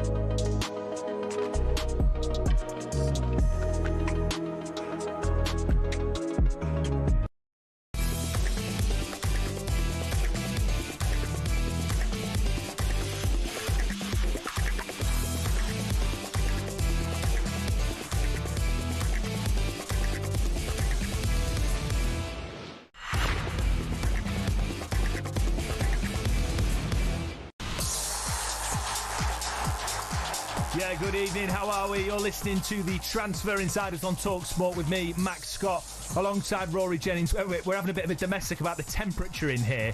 Rory's complaining that he's getting a little bit of a sniffle, a little bit of a cold. We're not having a domestic, mate. You see, I'm getting hypothermia. Mate, it was an absolute... I'm getting hypothermia. You've got the room on 16 degrees. It was an absolute sauna when we got in here, mate. You admitted it, and now you're whining that it's a little bit too cold. When we next work together on Saturday, I'm going to come in with a parka on. I'll be like Liam Gallagher in the Do You Know What I Mean video. Ridiculous, in midsummer. Right, let's react to the breaking news this evening that Liverpool have signed Hugo Ekitike from Eintracht Frankfurt for 69 million big ones. Rory, what's your initial thoughts on that? I think it's a great signing. Yeah. I think it's exactly what they should be doing. I think they've made the move that they should make. They've gone and they've signed a young, prodigious talent, and crucially now, it means that they can't be held to ransom over any other striker. You know, if there was talk of Alexander Isak, wasn't there? They've now done something very sensible because they will not be drawn into a long, protracted, distracting transfer saga. Well, and as we've just heard from our very own Ben Jacobs, you know, he certainly is not ruling out. No, but they don't need him now. No, they don't, and that puts them in even more of a position of power. Yeah. But you've got to remember that Bayern Munich, of course, are looking at trying to bring in Luis Diaz. I think we're reporting that they are willing to offer £70 million for him, which would go halfway to bringing in an Alexander Isak, and all of a sudden, you're looking at potentially Liverpool ushering in a new reign of dominance that maybe we haven't seen in a long time. Is it the best transfer window that you can remember from any club? Is this the best transfer window of all time? Look, I mean, I haven't got an encyclopedic knowledge of every Premier League's transfer history, but I would certainly say this transfer window has got me more revved up than anyone in recent years, because there have been some damp squibs, mate, haven't there? Let's be honest. Yeah, but do you know what they've done? This is why it's so impressive from Liverpool. Do you know, in a transfer window, we always focus upon, like, who have you signed? Who's the big name signing? And they've done that. They've brought in the marquee player. They've signed a Florian Wirtz. The best player to move this summer will be Florian Wirtz. So they've gone out and they splashed the cash and they paid the big bucks and they brought in the marquee talent. But then a crucial manoeuvre in a transfer window is also the tweaks to your team that you desperately need. So where do you need to improve? Make sure that you target where you need to improve and bring in a best in class. In the way that they've done that, they've looked at Andy Robertson and they've realised that he needs help. they've also identified that Tsimikas is not good enough to play for Liverpool. So they've gone and they've signed a best player from the Premier League, who's Premier League proven in that position. So again, perfect transfer window. They've replaced Trent Alexander-Arnold and I believe potentially even elevated that position. I just think that overall, this window, it's got a bit of everything. And if they end up signing the best striker in the Premier League, Alexander Isak, as well, I mean, I think this could be the best and most complete transfer window of all time. Is the title race over for you already? They're certainly my favourites. They're certainly the team to beat. I would extend them that courtesy simply because they're the champions. You know, when you are the champions, I find it weird when people don't give the existing champions the respect that they deserve. They're champions for a reason. But they're also stronger than they were when they were the champions, and they've strengthened in a more complete way than anyone who's chasing them. So the fact that they were already the best team in the country and they've done better this transfer window than anyone else, it's very difficult to see beyond them. The thing I'd say that's clever about getting in Hugo Ekitike, because, you know, from listening to the likes of Kev Hatchard, from listening to Harry Symeou, who's done a really deep dive on some of the biggest sort of prospect strikers in Europe, and of course we're going to speak to Andy Brassel later on. I'm sure he'll be able to give us an insight. Hugo Ekitike looks to have just a really unique skill set about him. He's tall, he's rangy, he's quick, he's got a bit of the Alexander Isak about potential. Him. But also because they've signed so well already, because they've kept Virgil van Dijk, because they've kept Mo Salah, because they've got in Florian Wirtz, there is much less pressure on Hugo Ekitike coming in, because Salah's still going to be the main man. They've got goals. They're not going to be crying out for his goals because there's plenty of goals in the team already. Whereas Victor Gyökeres at Arsenal, the pressure is on him to score 25 goals next season. Yeah, I agree. And Arsenal fans will be on his back if that doesn't happen pretty quickly. Yeah. And what I would say that makes, despite that though, the fact that Arsenal have gone so big, that they've got Zubimendi, that they've got Gyökeres, that they're getting in this Mosquera as well, that potentially going for Eza, it's not like Liverpool are running away with it. Arsenal have had a really strong window. So of Manchester City. They did so well in January, spending hundreds of millions, and then they got Ryan Cherky and others in the summer. I think it's going to be almost, it's not good for my Forest, it's not good for clubs like that, but I think it's going to be a return to the sort of established order being dominant at the top of the table next season. Although it does also feel like Liverpool have, within that maybe that mini fight of the top clubs that you're talking about, I feel like what Liverpool have done is make themselves clearly the most dominant. Yeah. If you think about what they said to the world, said to the Premier League, in fact, when they signed Ekitike. At one point, it looked like Ekitike was going to be a Newcastle United player. I saw him as a Newcastle United player. I believe I read a report that basically firmed him up as a Newcastle United player. Suddenly, Liverpool just pulled a few strings, made a few phone calls, and said, hold tight, no, you coming to us. And that is like a statement of power. They're throwing their weight around, they're throwing their might around, and that's what champions do. And gone are the days where Liverpool miss out on players. You know, over the years, over the Premier League era, in fact, you can think of like big players that went on to have glorious Premier League careers who were destined for Liverpool that ended up somewhere else and had a great career. I remember, look, I'm a Chelsea fan, I'll always kind of use that as a template, but Damien Duff, one of the best wingers Chelsea have ever had. He's such a good player. He was brilliant. He was destined for Liverpool, though. I remember we plucked him away from Liverpool, and I love him, and there's an example of Liverpool missing out on a player. Sol Campbell, when he left Tottenham, it felt like he was going to Liverpool. He didn't. He went to the double winners. That is what you do when you are a top team. At the time, Chelsea were top. We had the money. We had the determination to get to the top. Arsenal obviously had that at the time.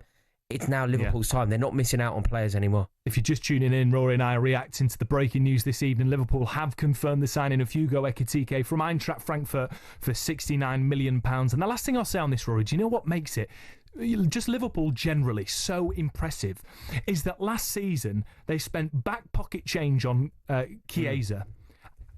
Slot inherited aside, spent no money, won the Premier League at a canter, and now they're in even more of a strong position, throwing their weight around as they should as reigning champions and bringing in some absolute diamonds. Fair play to the top brass at Liverpool. It's been incredibly impressive. Now, we've got to say though, Rory, I think Chelsea have also had a very impressive summer, not just on the pitch, winning the Club World Cup, winning, qualifying for the Champions League, winning the Conference League, but in who you've brought in. I've said it already, but João Pedro looks to be, I think, an absolute fantastic signing. But you are also linked to Xavi Simons. See, what was it? Simons? No, you did a really good job there. Simons? See, this is where you're going wrong, Max. Don't doubt yourself. Nah, you've got to do what I do. You just got to go with it. Yeah, but when Ben Jacobs is sort of correcting you on air, you've got the producer in my ear. You get it right. You just never ever doubt yourself. Just go with it. Trust me, it's a great strategy in life. Present your opinion as fact and hope for the best thereafter. You made a career out of that, haven't you, mate? Well, look, Connor's just corrected me. Well, Connor's just said, actually, I got it right in the first place. I shouldn't have doubted myself. Never doubt yourself. Yeah, I should take a leaf out of your book, mate. Just bracing confidence in everything I say, right? The thing I'd say about Xavi Simons, right, is it feels like he should be about 50 years old, by the way, because we've been speaking about this kid for years. I mean, he was I think the Barcelona academy. He was compared to Lionel Messi at the time. You know, he's done all right. He's looked okay for Holland, but he's not necessarily set the world alight as was expected. Are you excited by the prospect of a player like that coming in when you already are absolutely stacked in attacking talent? I wouldn't say this is one of those that necessarily inspires me to the maximum. If anything, I don't know. Would you say that he's a better player than, say, Noni Madueke, who we've just lost? Probably not. No. So with that in mind, look, it's hard for me to be too excited about a player like Simons. I think it's fair to say that Chelsea are signing a player like Simons because of the potential value. The reason that we sign a lot of players is because we like to sign young players who can develop, increase their value, and potentially we flip them on for bigger money. But he's got a good reputation. Like you say, he's a Dutch international. Yeah. And if this works, then great. I can't pretend to be massively excited by this. Like so many players that have gone to Chelsea at a young age, it could well absolutely fall on its face. And I worry about this happening. Chelsea hoarding lots of talented young players. They're not getting the opportunity and the game time to develop themselves as players. And then ultimately, you lose out on a load of money because you can't ship them off for the amount of money that you've spent on them. And I just sort of think perhaps Chelsea isn't the best place to go to if you're a young player. There's only one thing that I would say here to combat it. That Chelsea is actually quite a good place to go for a young player these days. You were right. I think your assessment of being a young player at Chelsea, maybe in the Abramovich era, it wasn't a great place to go. And we had a wonderful youth team that Jody Morris was in charge of. The team won everything. And that generation, and the generation slightly older than it was sort of lost because it never really got an opportunity. We had so many players that were so good, and regardless of what they did in the youth team, they never really got an opportunity. Patrick Bamford would be an example. Lewis Baker would be an example. Nathaniel Chaloba would be an example. Jamal Musiala. Yeah, they were all really good players who did really well for Chelsea youth team, but there wasn't a pathway. It's slightly different now. Now, if anything, we're giving too many opportunities to too many young players. Well, let us know at home, what do you think? Do you think Chelsea is the right place for a young player to go and ply his trade? Chelsea fans, do you agree? Chelsea fans, do you even need Xavi Simons when you've got an absolutely stacked lineup of attacking players? Get in touch, 03717 22 3344 81089 on message. You're listening to the Transfer Insiders on talkSPORT. Thanks to Ladbrokes, 18+, be gambleaware.org.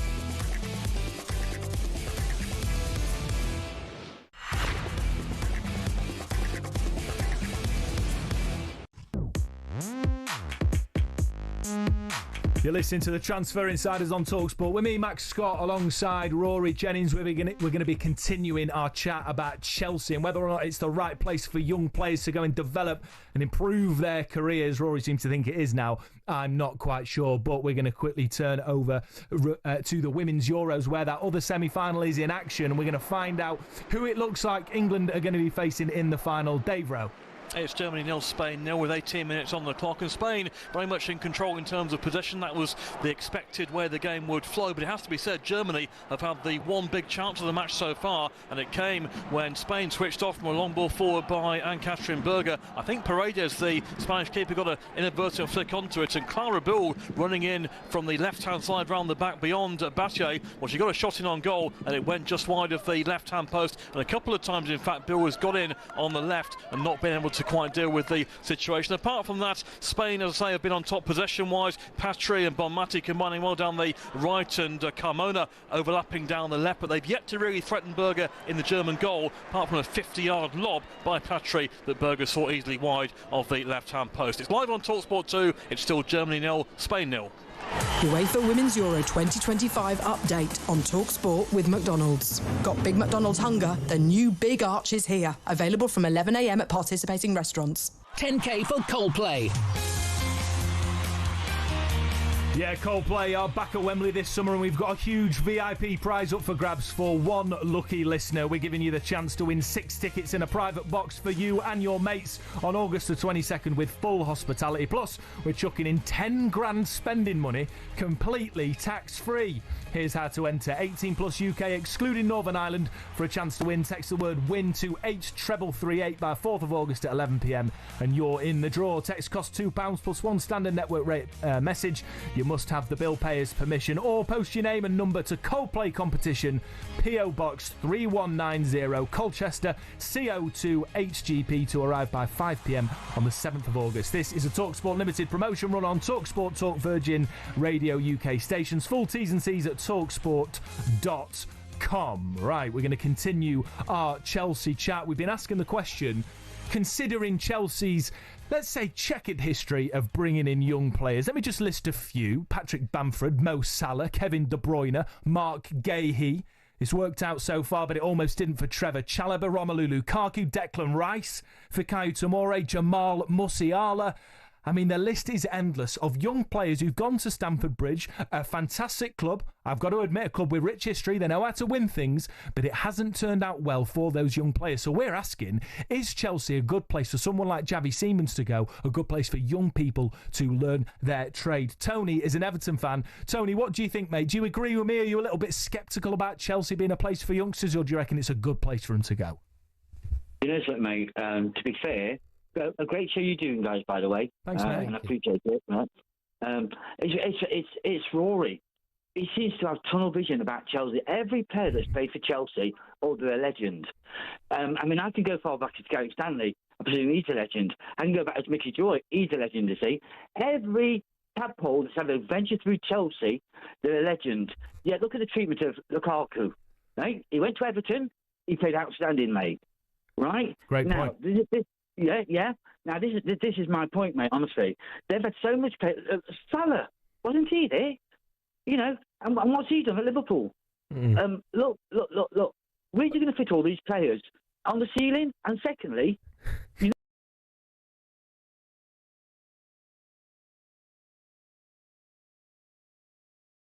That's all been dealt with, Tony. They received a fine from UEFA, and Chelsea have sort of abided by that. I think a lot of the stuff that Todd Boehly inherited, any issues that were happening behind the scenes, Todd Boehly did declare that straight away, and that's why Chelsea have gotten away, I think, with just a fine regarding some of the things in terms of UEFA. So.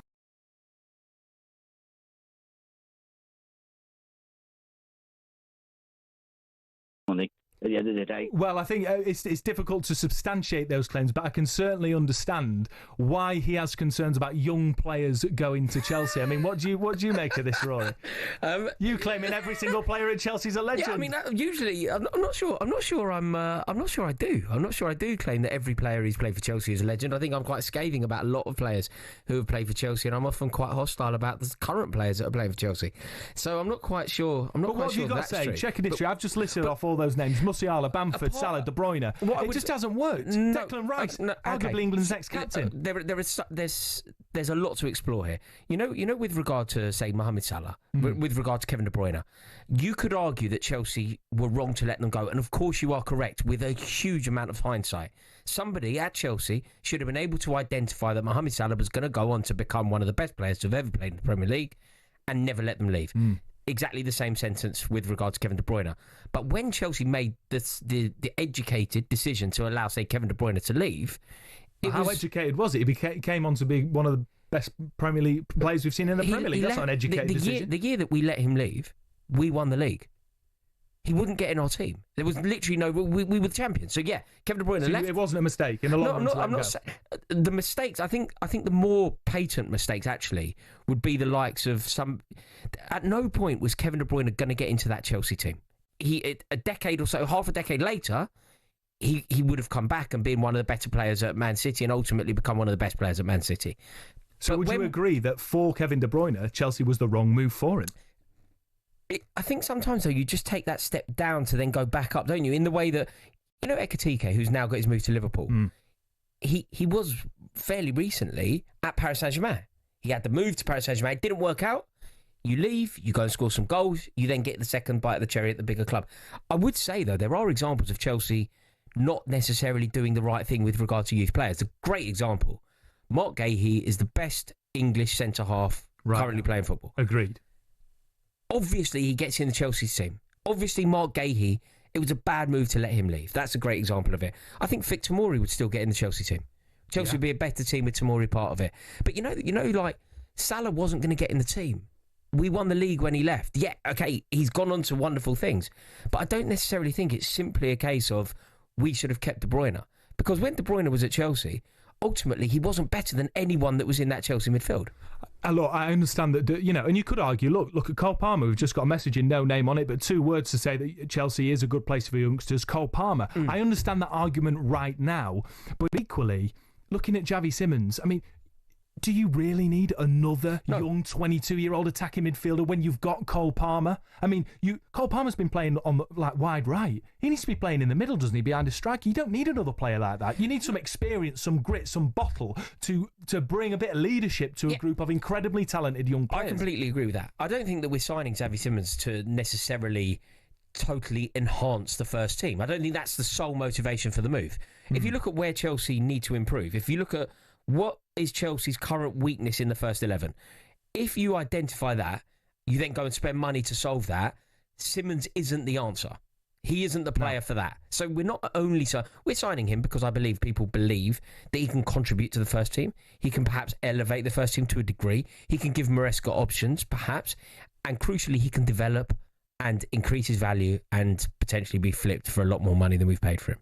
Stockpiling of young talent in order to hope that it grows and sell it and turn a profit is, I believe, Clearlake's strategy here. But equally, and I said it before, I'll say it again, he's not what you need right now, surely. He's not a priority for Chelsea. No, I would agree. Whilst at the minute, and I take your point, right now, and I just mean under Enzo Maresca, so very recent history, has it become a side that needs young players? But that's because that's all you've got. Other than Thiago Silva, I can't think of recently a proper leader, experienced leader. There isn't an example. And Thiago Silva, it feels recent, but it wasn't recent at all. That was Lampard. That was Lampard. That was Abramovich and Lampard. That wasn't this era.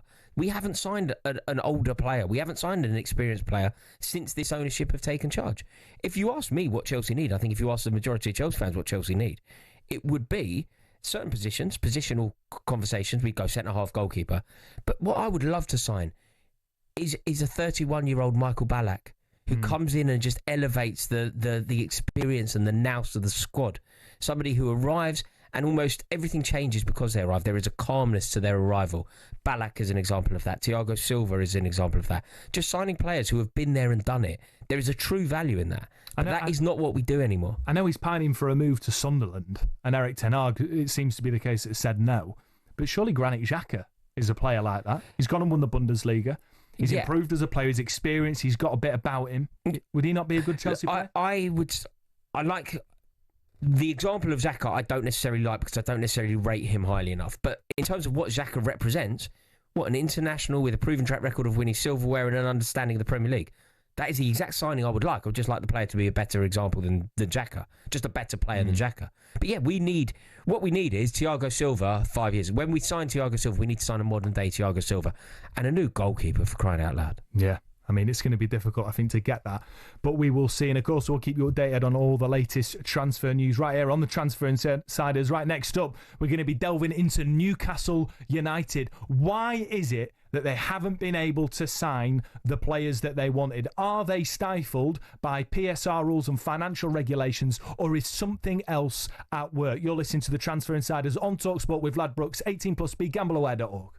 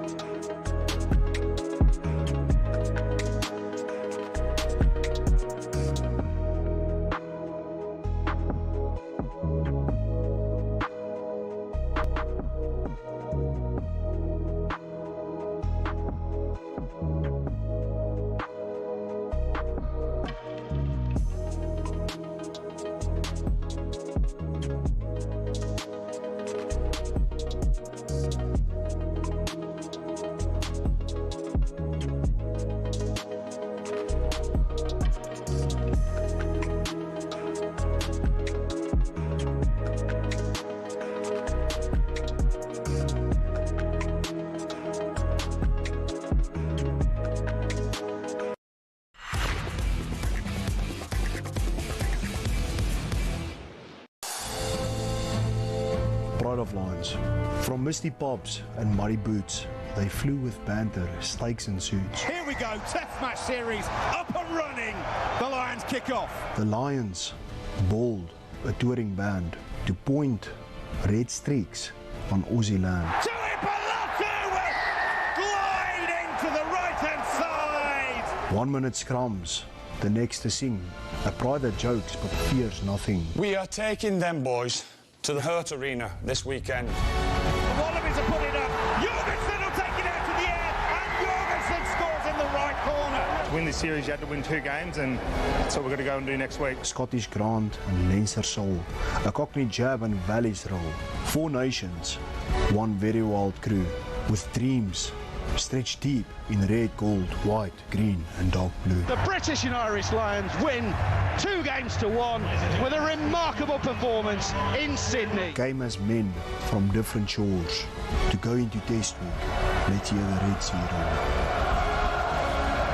Yeah, the British and Irish Lions took a 1-0 lead in the series, with this Saturday being an opportunity for them to earn rugby immortality and their first series win in 12 years. While for the Wallabies, it's do or die to keep the series alive. You can hear that blockbuster unfold live and exclusively here on talkSPORT this Saturday, with our coverage starting from 10 a.m. Shabana Hearn will be your host, with former Lions Alex Cuthbert and Ben Kay on commentary duty alongside Andrew McKenna, and the Wallabies' all-time record try scorer David Campese, who's always blockbuster by the way, is also going to join the show. talkSPORT is of course your home of Lions rugby, and you can hear the Lions versus the Wallabies in the second test from 10 a.m. on Saturday. Right, we're going to head across to the Women's Euros semi-final where Dave Rowe is watching. What's the latest, Dave? Oh, it's still Germany 0, Spain 0 with 33 minutes on the clock. Chances at both ends here, and Spain have been dominant in terms of possession, and their big moment came when Carmona got free down the left-hand side. Great cross in, miscued by Kett defensively for Germany, and it fell to Esther Gonzalez, and the only thing she did wrong really was fire it with power, but straight at Ann-Katrin Berger, who made a really good save, tipping it over the bar. She's been a goalkeeper in great form, denying a striker in great form so far. Germany have had to do plenty of defending. They're well organised. They do, though, carry a threat on the counter, as they showed when Brandt did superbly down the right to get the better of Pina and put the ball into the penalty area, and Giovanna Hoffmann miscued completely with a big chance about 10 yards out. One concern for Germany is Rebecca Kanaka's had extensive treatment. She is back on the field of play, but they could certainly do without any more defensive absentees. The game live on talkSPORT 2, nearly 34 played here. Germany 0, Spain 0. UEFA Women's Euro 2025 update on talkSPORT with McDonald's. When the big match means Big McDonald's hunger, try the new and iconic Big Arch. Available from 11 a.m. at participating restaurants. Right, we're going to be looking now at Newcastle United, because I can't help but feel sorry for them. A club with all the riches in the world, but they still have only managed to make one signing in Anthony Elanga from my beloved Forest. But of course, they missed out on Liam Delap, missed out on James Trafford, the keeper from Burnley, who looks potentially like he's on his way back to Manchester City. They've been usurped by Liverpool in Hugo Ekitike. Brian and Burmo chose Manchester United over Champions League Magpies. So what on earth is going on, and who on earth is to blame? Now, on the topic of Newcastle United, and I'm interested to hear your take on this, Rory. Simon Jordan told Sam Matterface earlier this week he does not believe Eddie Howe is the right man to lead Newcastle into a title race, and shared his thought on the Magpies' singular trophy win. I accept the premise of the fact that Eddie Howe's done a brilliant job at Newcastle, but I've made the constant claim, with no disrespect to Eddie, because I like him, I think he's done a wonderful job, that I don't think he'll win the league for Newcastle. I don't think he'll be in situ when Newcastle wins something bigger than the League Cup. I hope I'm wrong. Right, delighted now to welcome in Joe Kenja, who is the host of NFTV, a Newcastle podcast. How are we doing, Joe? I am not too great with the way you've just introduced us there, especially playing that Simon Jordan clip as well, you know. But no, you know what? I'm doing all right, lads. How's yourselves? Yeah, we're doing all right, mate. All the better to hear from you. Now, what do you make of Simon saying there that he doesn't believe that Eddie Howe can take Newcastle maybe to the next step or to win the title? Because it must be frustrating for Eddie, who just can't seem to be getting in the players that he wants. Well, I mean, you put the transfers aside, for a long time people have doubted Eddie Howe. Even some Newcastle fans have doubted Eddie Howe and what he could do. Could he bring a trophy back in Newcastle? I mean, first half of last season, people were claiming, it's Eddie Howe's time's done, he's being exposed, he hasn't got a plan B, and then we'll go and win the Carabao Cup and everyone loves Eddie Howe. So I just say, when it comes to Eddie Howe, and it's the same when it comes to transfers, you forget about that Eddie Howe effect. The things he can pull out his bag, the way that he makes the lads stick in till the very final minute. Look at Jacob Murphy, mate. I mean, he's turned into a world beater last season. Mate, my biggest one is, honestly, it's Joe Linton. A few years ago, when we got took over, I was like, right, we need Joe Linton gone. First player needs gone. And then now, he's probably the main player, however, I don't see on a lineup. I'm worried. And that's because of Eddie Howe. It's that Eddie Howe effect. You've got Bruce Linton and Joe Linton. That's what I call Joe Linton. On a bad day, Bruce Linton. Do you think the conversation around what's been going on at Newcastle, I feel like it's generally very sympathetic towards them. You've got money that you can't spend. The PSR rules haven't been kind to you. Other people have got in first, and it feels quite unjust. Do you, though, as a Newcastle fan, do you look at your club and think you need to be a bit more shrewd, you need to be a bit more clever, you need to sign players before you're in a race for them? Get Ekitike over the line before Liverpool are interested. Get Mbeumo over the line before Manchester United are interested. Get Liam Delap over the line before Chelsea are interested. Or do you just think that you've been very unlucky time and time and time again?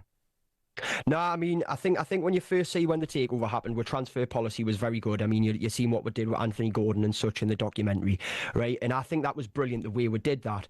But I feel like we've lost with tenacity a bit. And as soon as people go, right, we want an extra 9 million, which is what it looks like it's been with Ekatike, which has annoyed the life out of me. I would have been happier if Liverpool had paid 100 million. They've paid 9 million more than our first offer.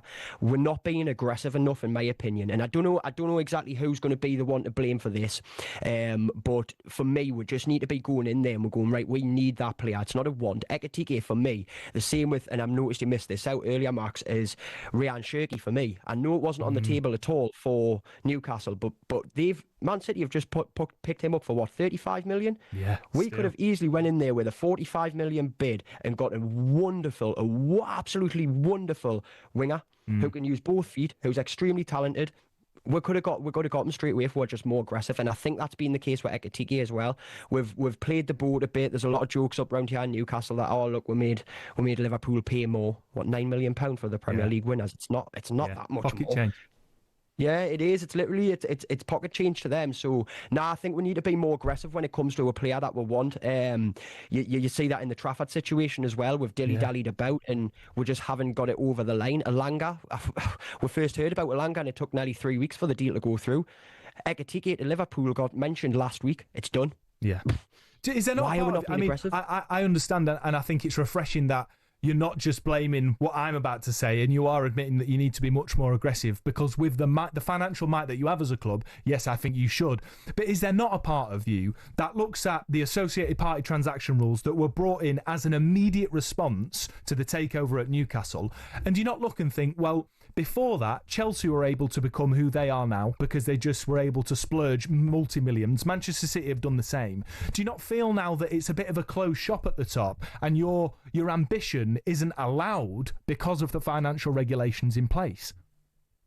It's definitely something that, look, maybe for me, I'm just bored of using that excuse. There's other things at play, I think, and for me personally, it's all these restrictions, all these. I mean, I remember being younger and seeing Man City get all the money and they were allowed to just spend, and it's like, I wish we could do that. Yeah, I really do. And is it an issue for it? Well, apparently the past couple of seasons it was, but apparently this season it's our first season where we're in the green. We're able to go out there and sort of spend quite freely. We've already offloaded the likes of Sean Longstaff. It's not massive, I get it. We've dropped the wage bill by letting go of players like Wilson and such. So surely we're in the right areas and we're playing the right tactics. So why are them rules still an issue to it? If so, I just don't see it as a strong enough excuse for it anymore. I get it, the rules are hard, but if we've got this big free book that we talk about that a lot of people have been hinting about, then like, come on, like, just go for it. Go for it. Go spend 80 million on Hugo Ekatike. And with that in mind, Joe, are you excited for the new season? Like, it feels like this from the outside looking in at Newcastle United. It feels like last year, off the back of winning at Wembley, the way that you won at Wembley, beating Liverpool at Wembley, the way that you ultimately got to the final, beating Arsenal home and away, felt like a statement. Then you qualified for the Champions League. Obviously, there was a little bit of a playoff between our teams. You won that massive 6-pointer to beat Chelsea towards the end of the season to make sure that you made it into the Champions League spots. Ever since then, ever since almost that day, it feels like the momentum has slowed a touch. It feels like it's losing pace. You know, there's constantly links with players that aren't working out. There's talk of your best player, and I believe the Premier League's best centre forward, leaving. Overall, are you feeling optimistic about the new season, or does it feel quite flat at the moment? Look, until it came to apologies, my lights just went off there.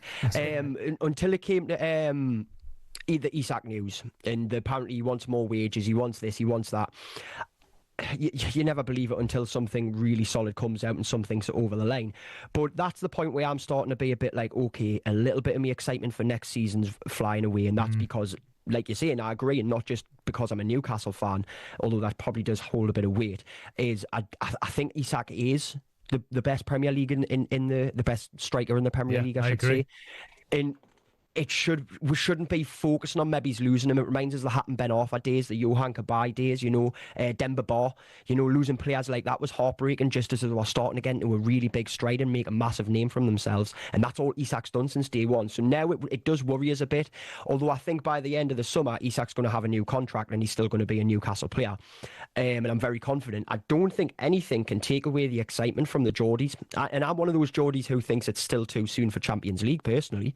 Wow. And I'm still very excited for this next season.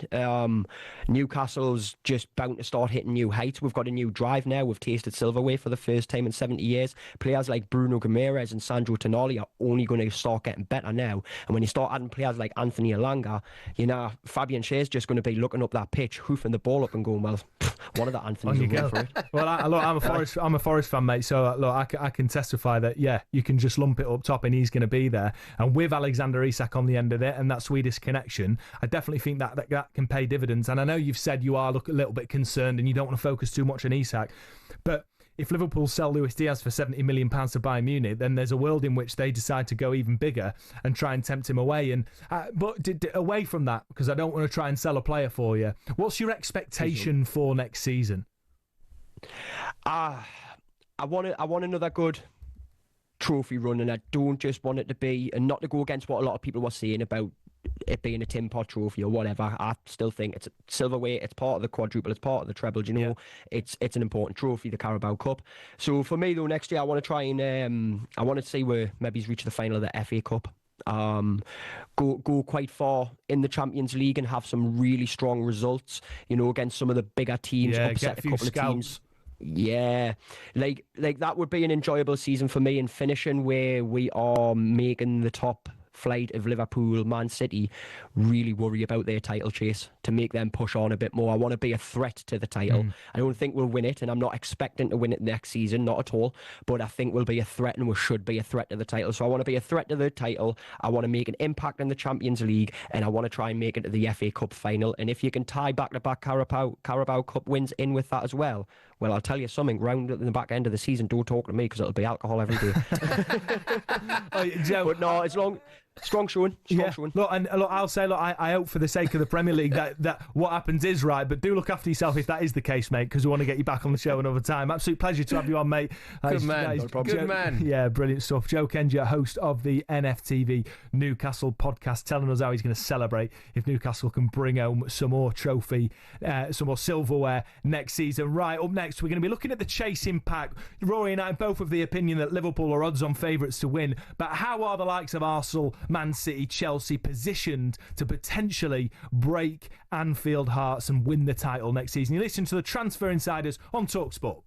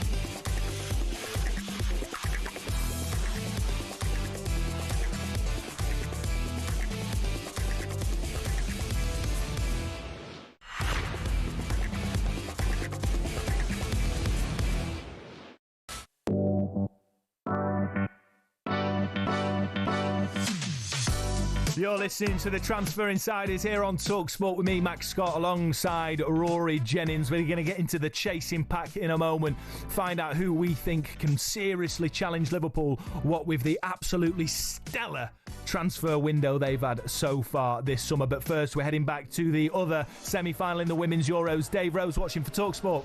Yes, the half-time whistle has just gone. It's Germany 0, Spain 0, and half-time comes at a good time for Germany because they were under massive pressure in the final 10 minutes or so of that first 45, and once again their keeper, Ann-Katrin Berger, has been the crucial last line of defence. She's made 2 excellent saves, including one with virtually the last kick of that first half. A long ball by Patry, setting Gonzalez free inside the area. You expected a goal, but Berger made the save away to her left-hand side. That was the second time that Berger had denied Gonzalez after an earlier shot was tipped over from a cross-in by Carmona. And Spain also hit the woodwork too. Pina's delivery from set pieces has been very impressive indeed, and her corner kick in was met by Paredes with a looping header that came off the post. We've also seen a Pina free kick glanced just wide by Pateas. That's not to say Germany haven't carried a threat on the counter-attack. An early chance was sent wide by Clara Buell on 7 minutes from the left-hand side, and later in the half Hoffman miscued after great play by Brandt down the right, but it will be a long 45 in the second half if they continue to play in this fashion. That said, I don't think England will be too unhappy with what they've seen so far, because Spain making fairly hard work of it so far. Germany have dug in, been defensive, and they have carried a threat, and they're still very much in the game. At the break, it's Germany 0, Spain 0. UEFA Women's Euro 2025 update on talkSPORT with McDonald's. The new and iconic Big Arch has landed at McDonald's, featuring an unbeatable lineup of juicy beef, cheddar cheese, and its very own signature sauce. Available from 11 a.m. at participating restaurants. Right, we're now going to head over to Blackpool, where Ian Dante is there at the World Match Play of Darts Day 5. What's the latest, Dance? Well, Gerwyn Price at the moment, Max, is on the verge of making a new record for a 3-dart average at these championships. It's a long-standing record of 114 that's been held by Phil Taylor, who's the king of the Winter Gardens for some time. But Gerwyn Price is 8-2 up in a race to 11 against Chris Dobey. Bearing in mind that Price is number 11 seed and Dobey is 6th seed, Price has been quite brilliant. He's taken out a 146 on checkout en route. He's 67% on his doubles. He just looks laser focused at the moment, and Dobey, who himself is averaging 100, just can't live with him. Earlier tonight, Andrew Gilding went through. He knocked out Dirk van Duivenbode, raced into a 5-0 lead, did Goldfinger, and held on with a really clinical display. He averaged over 100. He will face the winner of Luke Littler and Jermaine Watamina, who will be up next after the Price-Dobey match finishes. And then 3-time match play champion Michael van Gerwen will face World Cup winner Josh Rock in the final match of the night. And all the action is live and free with our watch-alongs on the talkSPORT Darts YouTube page. Brilliant stuff, Dan. Thank you. Giving us an update there on Gerwyn Price. Giving it, what is it? The coming to the highest ever 3-dart average. I mean, did you see the little bit of needle from Gerwyn Price? I loved it. Yesterday? That's what it's about, isn't it? Yeah, I've got no issue with that. Have you found that sports fans generally have become very precious with that sort of thing? Yeah, mate, everyone's become a little bit sanitised, but that's why we watch. That's one of the reasons we watch sport. Yeah. It's competitive. It brings out that sort of little bit of needle and feistiness. You're supposed to give it the big one when you win. You're supposed to have the hump when you lose. You're supposed to argue with the opposition. Yeah. It's all got far too friendly. Yeah, no, absolutely love that. I like the Gary Neville approach. You know, like Gary Neville, not even talking to his own brother in the tunnel when they're competing for different teams. Mate, exactly. Right, as well, we've got to remind you this Saturday sees a boxing doubleheader on both sides at the Atlantic with British titles on the line as Ghana takes on Belotti live from Bournemouth, and 5-weight world champion, undisputed heavyweight champion Clarissa Shields defends all her titles against 2-weight champion Lanny Daniels in Detroit, live only on DAZN. Sign up at DAZN.com/boxing. Boxing update on talkSPORT with DAZN, the global home of boxing. Buy now at DAZN.com/boxing. Right, we've been waxing lyrical about Liverpool and the transfer window they've had, and fair play to them, because of course we brought you the news in this show that Liverpool have confirmed the signing of Hugo Ekitike from Eintracht Frankfurt for 69 million big ones. And as we just heard from the Newcastle podcaster Joe Kenja there, just 9 million more than the bid for Newcastle. That must be infuriating for Newcastle.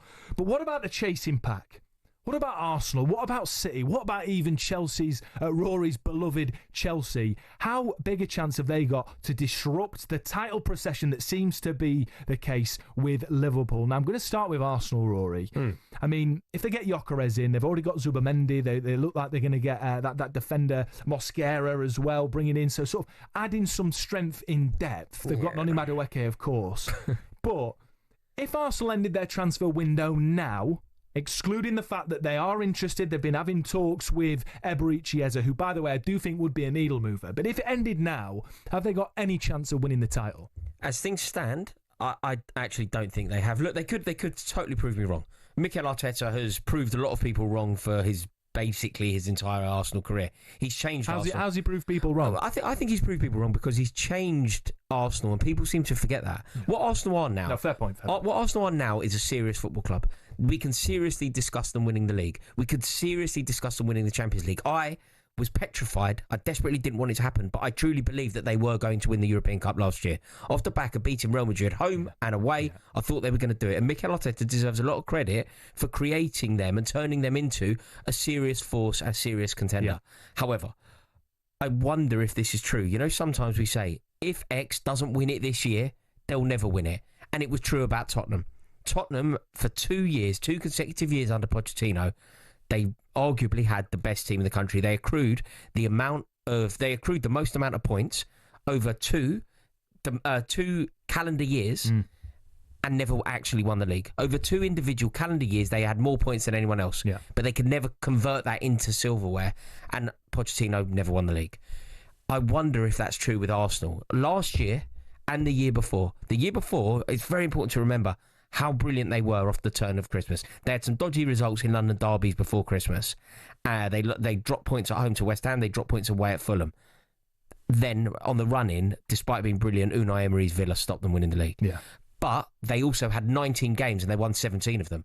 After Christmas, they came back from Dubai. Ben White was a man possessed, and they were the best team in the country for 6 months. They just didn't have enough to get over the line.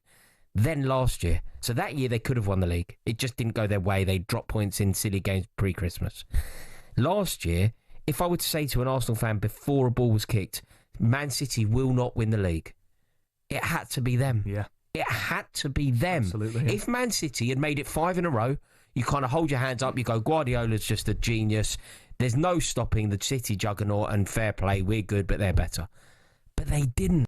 They lost 9 out of 11 games. They weren't even a contender for the league. And Arsenal never even put Liverpool under pressure. That was the crucial thing. So you're saying it's do or die next season for Arsenal? You know, you mentioned Eberechi Eze here. Yeah. I actually believe that Eze could be the difference maker. If they sign... I rate Eze so highly. Me too. I love him. I love watching him play football. I'd argue that on full flow, there isn't a better sight in football. You know, like...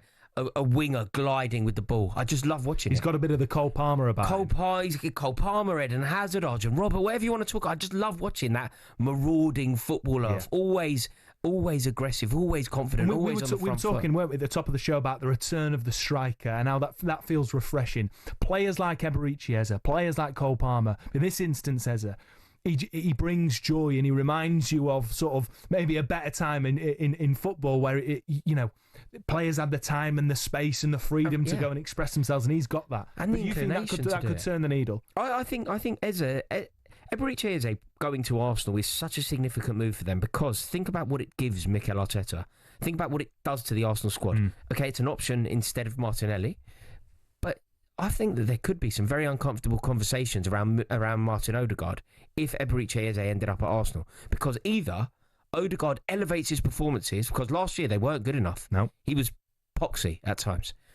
Either Martin Odegaard would have to become the player that he can be on a weekly basis, or Eberechi Eze would have him out the team.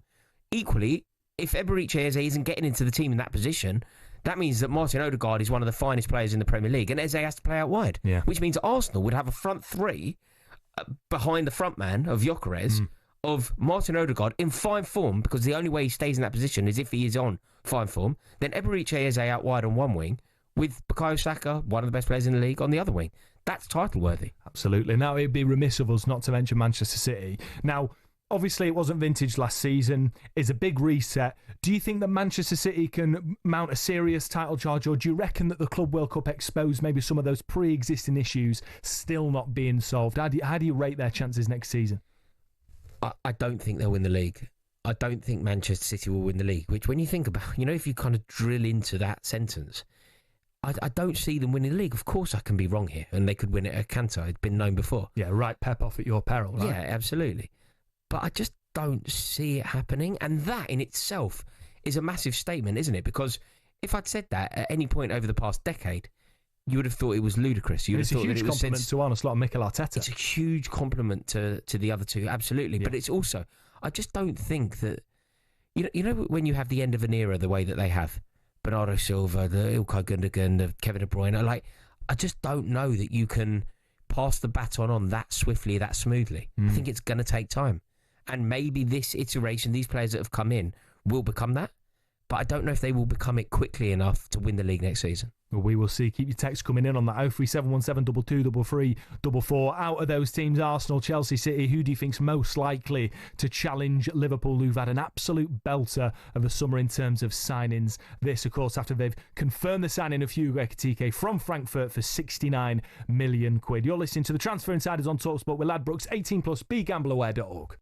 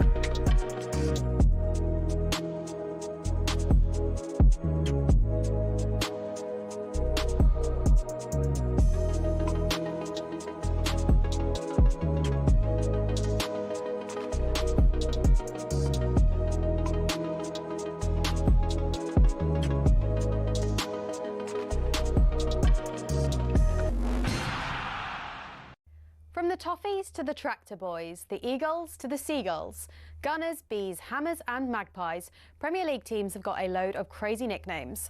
Ever wondered where they came from? Let's start with Everton. They're dubbed the Toffees, but why? Well, because when the club was formed, just down the road there were two local toffee shops. Ye Ancient Everton Toffee House and Mother Noblet's Toffee Shop were big fan favourites. Next, they say if you can't beat 'em, join 'em, and that's exactly what Ipswich Town did when it came to their nickname. The term Tractor Boys used to be chanted by their opponents as a way of putting the team down for their farming background. But during one game back in the late 90s, Ipswich were 1-0 up and they decided to flip the script. 1-0 to the Tractor Boys, they sang, and a new nickname was born. Let's head to Leicester, famous for more than just a red, well, orangey cheese and Jamie Vardy. Leicestershire is also the birthplace of fox hunting, hence the Foxes. Next up, turns out apples are not the only fruit that don't fall far from the tree. Bournemouth's nickname, the Cherries, comes from the fact the club's stadium was originally built right next to a bunch of cherry orchards. This next story actually involves two club nicknames. It started with Crystal Palace. They were having an absolute nightmare run back in the early 70s. They'd been relegated after a terrible spell and manager Malcolm Allison decided enough was enough. He wanted a new nickname, something strong, fast and destined for success. Something exactly like an eagle. But there's more to this one. Brighton were in search of a nickname too, and Palace finally gave them what they needed. In a heated match between the two back in 1976, Palace fans began chanting, "Eagles, Eagles." And some clever Brighton fans came up with the perfect reply, "Seagulls, Seagulls."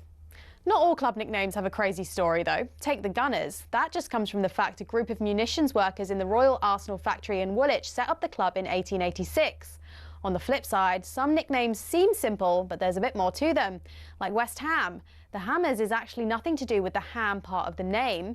It comes from the fact the club used to be called Thames Ironworks FC and was made up of workmen and shipbuilders.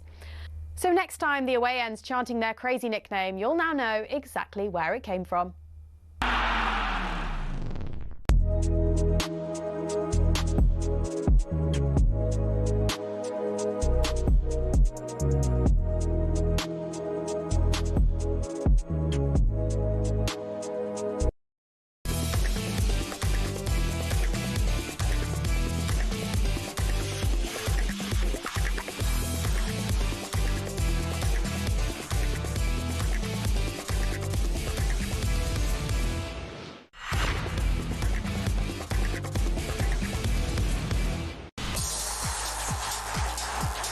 This is the Transfer Insiders on talkSPORT with me, Max Scott, alongside Rory Jennings. Just before the break, we were talking about who out of the chasing pack has the biggest chance of actually challenging Liverpool, who've had an absolute corker of a transfer window this summer. Rory Jennings and I were speaking sort of a lot about Arsenal now, that how well they look under Mikel Arteta. But we've got a message in from Mike. He says Arteta is just a Southgate, a nearly man, close but no cigar. Changing cultures isn't the same as winning trophies and putting silverware in the cabinet. Arsenal fans, how do you feel about that? Let us know who you think out of the chasing pack is going to be challenging Liverpool next season. But delighted now to turn our attention to some of the transfer news coming out of Europe, and to bring us all the very latest, it's our European football expert, Andy Brassel. Andy, how are you, mate? I'm well. How are you guys? Yeah, we're doing well, thank you. Doing well. We've been corrected in the show about our pronunciation of Xavi Simons, not Simmons. Now, Rory's a massive Chelsea fan. I can't quite get my head around how, of course, he's a talented player. We've been speaking about him for years. It feels like he should be about 35, Andy. But is he the sort of player that Chelsea need? And what's the latest in that deal? Does it look likely? Well, Leipzig have put themselves in a difficult position because he went there and played extremely well on loan from PSG. Yeah. They wanted to sign him permanently. They did sign him permanently. They really pushed the boat out to sign him permanently for a fee rising to 80 million euros. That's right, 80 million euros. And it didn't really happen last season. He was quite disillusioned by the end of it. I think part of that disillusionment is the fact that you kind of feel with his talent, the Netherlands should be building their team around him. With a 4-3-3 and the type of player he is, that's quite difficult to do. So he's kind of a Dutch superstar that doesn't really fit in Dutch tactical tradition. I know a lot of people are saying, well, how can you fit him and Cole Palmer in the same team? Look, he's versatile enough that you can. Ideally, I think they would both have their own separate teams that you build the team around. But I think really it's a market opportunity for Chelsea more than anyone else, because you're getting someone who's still in their early 20s who, if it goes even slightly right, is still going to be worth an absolute fortune in a while. And because of the fact that it didn't go particularly well at Leipzig last season, because they're trying to really rotate the current squad that they've got, and because he's not very happy at all, there's a sense that Chelsea might actually get themselves a bit of a bargain here. So it might be about collateral as much as anything else. And Andy, do you think he's well suited to the Premier League? Do you envisage him landing in the Premier League and making it work? I think he'd be great, really. And I think Palmer is an interesting one in informing us that Xavi could be really good, because if you look at the way that Modric and David Silva in their day sort of changed the Premier League by saying, oh, actually, you can not be 6'2" and you can play in central midfield and you can run the game in the Premier League. Cole Palmer has sort of put himself in a position where he said, actually, maybe number 10s do have a place in the Premier League. So in that sense, even though it's earlier in Palmer's career, he could turn out to be that sort of epochal player, really, that defines an era, which I think is quite interesting and maybe sets a path for someone like Xavi Simons. Look, we know he can do a job in wide areas, But that doesn't mean that's where you're going to get the absolute best out of him. But in terms of being able to cope with a fast-paced game, retain the sort of lucidity that elevates him above most other players, and cope with physical attention, he's already shown he can do that in the Bundesliga. Fascinating stuff. I mean, I wasn't too convinced until I listened to you there, Andy. So thanks for changing my mind. Now, make your own mind up. I mean, please. Well, no, look, I say this about you and Kev.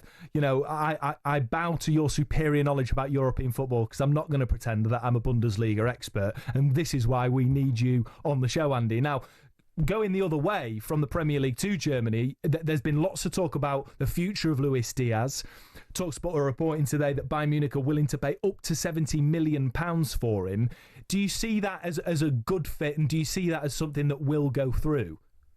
I think he'd be amazing for Bayern. And I was saying just the other day on the Continent podcast how he is a player that they've never really had a proper replacement for Frank Ribery. So they've had loads of other good wingers who should have been brilliant for them, who haven't quite been brilliant for them. So, you know, you're looking at Leroy Sané, who's had his good moments and his bad moments. Same with Gnabry, same with Coman, even though he scored the winner in a Champions League final.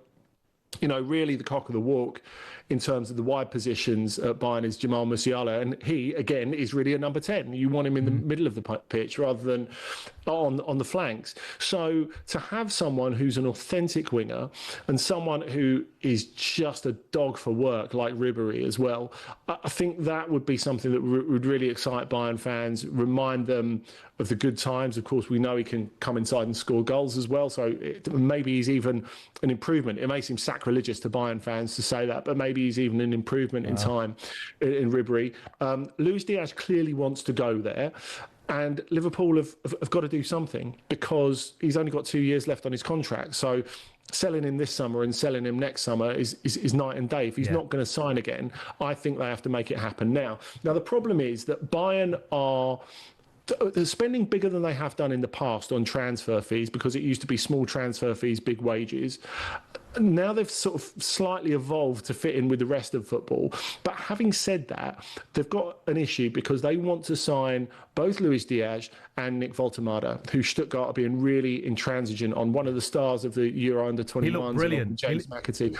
Yeah, he's fantastic. And he's such an atypical size as well, being 6'6", and, you know, having so much ability to bring other players into the game as well. Stuttgart aren't giving Bayern anything. You know, they are saying, look, it's 100 million euros. I mean, they won't actually charge that much, but Bayern are going nowhere near that at the moment.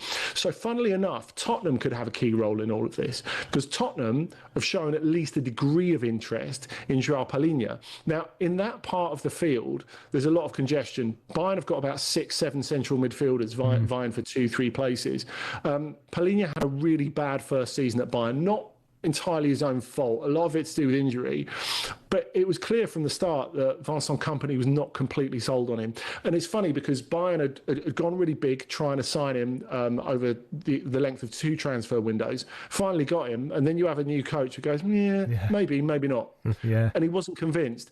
And we know that Palhinha can be an extremely valuable player in the Premier League. He would be a massive upgrade for Tottenham on the defensive-minded midfielders that they already have. So if Tottenham were able to give Bayern a decent chunk of change, if they were able to get back most of the 45-50 million that they spent on Palhinha, then I think we get some movement with Luis Diaz and Voltemada. Amazing. What have you heard regarding Evan Ferguson and Roma? Do you feel like that would be a good move for Roma? Do you think Evan Ferguson's suited to Serie? Because he's not scored. I don't think he's scored a club goal in a year and a half, or something mad like that. It's wild how his stock fell, isn't it? So quickly. Yeah. Yeah, it is. And I think because he was so exciting at the beginning, fellas, and I think people have overlooked the injury difficulties that he's had, which I think were normal for a teenager. He's only 20 now, remember. Of course, he went to West Ham and it didn't really work out, but West Ham were in a really bad place in the second half of last season. Nothing was really happening, and like Chelsea, they are good at breaking centre forwards. So I think really we have to see him go over there. I think it's a nice fresh start. You saw him get off the plane and be greeted by so many fans at the airport. I think he must have thought he'd signed for Galatasaray or Besiktas or Fenerbahce by or he must have thought he was Ronaldo. Yeah, maybe one of those things. But look, he's got so much natural ability. I think is good competition for Dovbyk, who is going to lead the line in the first 11. So a bit like Rashford going to Barcelona, I think it's a nice way for him to ease himself back into importance, in that it's not like you're in the 11, make it happen now, and if you don't, you're a failure. Yeah. But there's a chance that there's not such a gap between him and the starter that if he starts to pick up form, he couldn't get himself in a place to actually nail a place in that 11. And of course, Roma are going to be one of the favourites for the Europa League next season. You would imagine they're going to play a ton of games. We know Gasperini likes that sort of combative sort of forward who's got a little bit of guile as well, the new coach. So I'm quite optimistic for you and Ferguson. Yeah, that's exciting because, you know, as we know, Europe has been a great place, a great birthing ground almost for British talent to go and be given the time and the space and the place to mature, learn new languages, live in a different culture, grow as people and as players as a result. On that note, and of course, the fact is he's not British, so he's got the right passport. True. But Yeah. I know what you're saying. Guys that are coming out of the Premier League, we've seen so many of them go to Serie A in particular and really thrive. Well, on that note, Ademola Lookman has been one of those where, you know, it felt like he had no way in the Premier League, and he's gone over to Italy and been, you know, not a world beater, but he's really developed as a player. Is there any chance that he sort of moves away from Atlanta or returns to the Premier League, or are there any clubs that you think that he would fit well in? I think we know where he's going, and that's Inter. It's just a case of ironing out the deal, really. I mean, we saw with Inter in the back half of last season, they were kind of running out of steam a little bit with a very old squad. They want to get younger. And I think as well, you know, that you look at the depth wasn't what everyone thought it was at the start of the season. Their first 11's like pretty much impeccable, but once you start getting through those, then you've got a bit of an issue. And look, Lookman, to my mind, is not just one of the best players in Serie A. He's one of the best forward players in Europe. He's African Footballer of the Year. He had a massive role in them winning the Europa League. If we go back like 14, 15 months, he was fantastic again last season. He had this massive row with Gasperini that would have really knocked a lot of other players off kilter. And he was like, fine, dirt off the shoulder, carry on being brilliant and affecting the big matches. And that's what he's about. He's added goals to his game. But I wonder if at 27, nearly 28, a lot of people in the Premier League have kind of made up their mind on him, really. And it's funny because you do find the difference that players have, like players who succeed in Serie A, the stock that they have in Italy is way different to the stock they have outside Italy. So I don't think anyone really is going to be prepared to spend the sort of money that Inter are. I mean, Atalanta want the thick end of 50 million. They've just sold Retegui to Saudi Arabia for a lot of cash. So they're not really in a vulnerable position. So Inter are going to have to find a way to get closer to the figure that they want. But look, I think it's 100% worth it. He's a guy at the absolute peak of his powers. Andy, I'm afraid we've run out of time, but I could talk to you for hours about European football and your insight. Thanks so much for joining us, mate. It's been an absolute pleasure.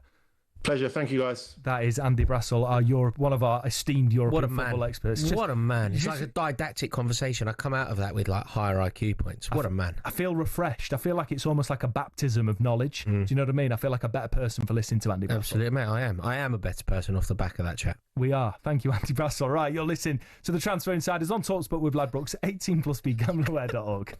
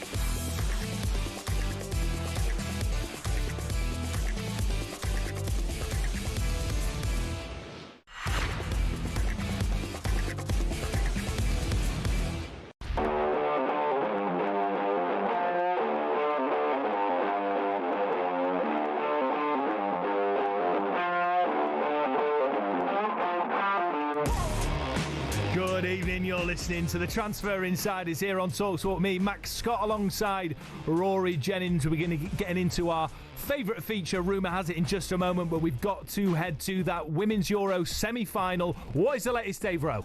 Still Germany 0, Spain 0. We're deep into the second half, 62 minutes on the clock, and still no close to knowing who England will meet in the final. Germany actually started the second half really well, had a clear chance after just a minute of it from a free kick from the right by Bill, and Hoffman was there with a free header that she put wide, and then Bill combined with Brandt for a shot which took a couple of deflections. They were asking for a handball against Paredes. That would have been very fortunate. VAR checked it and weren't interested. But Spain have got frustrated, and you do get the impression as the game rolls on, they're going to need to find a plan B pretty quickly, because they've not really made too much in the way of chances in the second half. Some neat skill by Bonmati, twisting and turning inside the penalty area. Her shot was deflected over the crossbar, but it would appear at the moment Germany are fairly comfortable, and Spain might have to find a different way through this one. 62 players live on talkSPORT 2. It's still Germany 0, Spain 0.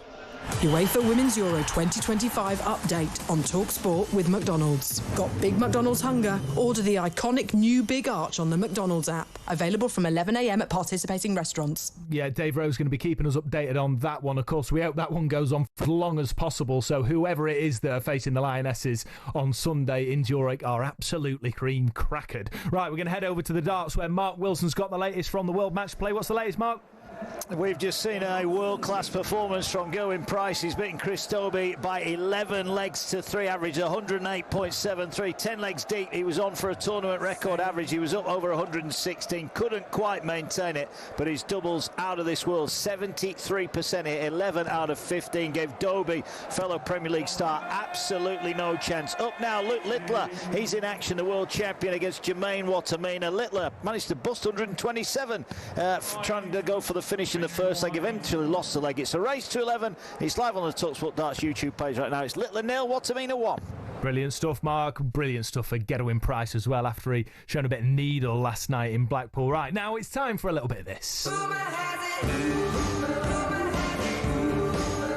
This is our favourite feature, Rumour Has It, where me and Rory will be told some potential transfer moves, and we have to decide whether it's a good move for the player and for the club. And to take us through this, it's the man that makes this show purr, the man that makes it sing. It's producer Connor. How are you, mate? Oh, what an intro. Well, you've got to do it, mate. Get this man in over Addy any day of the week. Do you know what I mean? Unbelievable. By the way, Rory, are you all right, mate? You're shivering again. I'm freezing. I'm catching hypothermia over here. Every time my back's turned, you turn the aircon down. Yeah, well, that's because you turned it back up to an absolute sauna. I've got my lovely cotton. Yeah, don't worry about me. I'm sitting here in shorts like I'm in Marbella. Yeah, I think you deserve it, mate. There'll be a lot of people out there now that'll be pleased to know you're suffering as well. Here. Right, Connor, what have you got for us, mate? Perfect. So the first rumour I have for you boys is Real Madrid's Rodrigo. Now, he is on the shortlist of Liverpool, especially if Luis Diaz is to leave Anfield. I mean, a no-brainer. That would make them even more unstoppable than they potentially already could be, no? Such a good player, Rodrigo. Such a good player. Better than Luis Diaz, I think it's fair to say. He's been played out of position to accommodate Vinicius, to accommodate Mbappe. He's spoken about his disliking of being the answer to whatever problem position there is when he fills holes, whereas if he went to Liverpool he'd get his favoured position. Isn't that a bit of a worry for Liverpool, though, that you've got a player that is a little bit of a prima donna and is only happy playing in one position? I mean, that's your job, as a great Joaquin would say. I think he's done that. He's played valiantly over the other side, and he scored some massive goals. Think of the goals that he scored. Like, he scored, you know, that glorious goal against Chelsea when they knocked us out of the Champions League. Everybody remembers it for the Modric assist. Remember that Modric outside of the foot assist? Yeah. It was Rodrigo's finish. He scored the goal at last-minute header against Man City. But he's on. But also, big player. Look, it would be great for him. The only thing I'd be concerned about is it's another player on massive wages. And look, I know he's young. I'm just trying to play devil's advocate and question whether it is the right thing. But do you think it could cause some PSR problems? Then is that what you're thinking? No, it can't cause PSR problems. Liverpool, I don't think Liverpool would be foolish even with enough. all the spending so far. No, it's no problem. There's nothing that can happen to get in the way of their spending at the moment. And also, they're going to recoup the vast majority of money that they would spend on Rodrigo if this one happens by selling Luis Diaz anyway. Well, exactly. And they're in such a good position. So, yeah, I'd have to say great for the player, great for the club. One more thing on that before I move on. Is it a mistake for Real Madrid to let him go, do you think? Yes. Yeah. Yeah. Like, the geezer's won 2 Champions League for a reason. Like, some of the quality of goals that he scores, like running with the ball direct, both feet, good in the air despite being about my height. I just think he's a really good player, and it would be really foolish to let him go basically to accommodate your Galacticos. That's the only reason. Concern about this Real Madrid side is that they do have. It looks like wherever Kylian Mbappe goes, there is fallouts between other players and managers, between players and Mbappe. And unfortunately for Madrid, it looks like they're going to lose a player that they shouldn't be losing. Big game player. Knocks Man City out of the Champions League with his head. Knocks Chelsea out of the Champions League with a volley. Scored a great goal against Atletico Madrid for Real Madrid at the Wanda. Like, just a class act. Yeah. Wow. Be a great signing for Liverpool. Yeah. You two have sold it even more for me. Like, I'm scared. As an Arsenal fan, I'm scared. Well, I can imagine. The second one I've got for you is Atletico Madrid are looking at one of your boys, Rory, and Renato Veiga. Be a good player for them. Now, what's going to happen with Renato Veiga? He fell out with Maresca quite early. He's not a bad player. I mean, we used him as a fullback. Nominally he's a midfielder. We used him as a fullback. And I think he fell out with Maresca because he felt like he was deserving of more starts, and he wasn't really going to get them at Chelsea. Wasn't really going to get them in his favoured position, and ultimately went off on loan to Italy. I could see him doing well at Atletico Madrid. He's really physical, really robust, good on the ball, and I think Simeone would love him. Yeah, work under Simeone ball, and it's interesting because you'd think that this is only going to happen because of course Atletico were linked with, who's this Argentinian Spurs defender, centre-back? Romero, of course. Like, that seemed to be sort of on the cards for so long, but Thomas Frank seems to have come in, and the way that he's dealt with everything at Spurs, and I know the Morgan Gibbs White deal is stalled, but I think that Romero's clearly got confidence in what's happening with Thomas Frank, and so Vega's the next on the line for Atletico Madrid, but definitely a player that I think suits Diego Simeone without a doubt. Absolutely. Yeah, and kind of a player you're not massively fussed if you were to lose, would you say? No, I think we need to. He's fallen out with Maresca. Yeah. I think you have to back your manager in these situations, whether or not you agree with the manager's decision. You have to back the manager. It's the office of Chelsea manager that needs respecting, isn't it? Yeah, without a doubt. You've got to back your manager. You can't bring in someone as good as he might be, but equally, if he was that good, I don't think he'd be in a starting lineup. They wouldn't have fallen out with him anyway. He wouldn't be in the bomb squad. There wouldn't be a fallout. Yeah, exactly. The next one is Burnley goalkeeper James Trafford linked with a move to Manchester City. Now, Edison potentially linked to leave. They obviously sold him, didn't they? Yeah. And now they look to get him back. Do you think this is a good move for both Trafford and City? I think so. I mean, you've got a feel for Newcastle. They've lost their man again, but when City come calling, it's difficult to say no, particularly when you've already got that relationship with the club and you've been through the sort of system a little bit. I think he looks like an absolutely stellar goalkeeper, and for me, he's the next England number one when Jordan Pickford's days are done. So it's interesting here because I think this is the first one that we've disagreed on. We've been fairly harmonious on the signing so far. So yeah, unlike us, really. No, but James, I'm not sure about this really. For Man City, they've just been relegated with Burnley. I'm not sure that this is the. It's not that I'm not saying that he's not a good goalkeeper. He's just got promoted with Burnley. But to be just got promoted with Burnley. But I'm just not sure that it's the kind of keeper that Man City should be signing. Generally speaking, when you play for Man City, you're the best in the world. I'm not sure that is what this is. And There's a little bit of the Marcus Rashfords about this because Man City wouldn't be signing a goalkeeper that just played a season in the Championship if they did not think he was good enough. And I would say that goalkeepers are different to any other player on a football pitch in that it doesn't really matter if he's been playing in the Championship because, by the way, he was absolutely incredible for a defence, a record-breaking Burnley defence, by the way. And we all know that we all praise the Championship for being so tough. He was absolutely solid. And I think that, yeah, as a goalkeeper, you don't need to have proved yourself necessarily at another club. And if Burnley hadn't held on to him, he would have been playing Premier League football last season anyway. And so I think if there's anything, you've got to trust City's judgment on this. I think for me, it's an absolute yes for the player and an absolute yes for the club. Yeah, fair. We'll see. I'm less sure on this one. Yeah. Also, with him being in the academy as well, they obviously know how he plays. Yeah. It's kind of his level that he can improve to. Just looking at time very quickly. Mark Gayhi Tottenham. Yes and yeah. Tottenham have also inquired about Mark Gayhi to rival Liverpool. Well, I mean, okay, this is what I'd say, Rory. It'd be a yes for anybody because, as we both believe firmly, he's the best English centre back, in the Premier League in the world. So it's a yes for Liverpool and Tottenham. But if I'm Mark Gayhi, I'm not saying yes to Spurs. There's only one place, and it's Liverpool. Mark Gayhi might be one of the only players in the league who literally elevates every single team. Yeah, there's probably a dozen footballers that make every single team in the league better. Even Arsenal's back too. Saliba, Gabriel.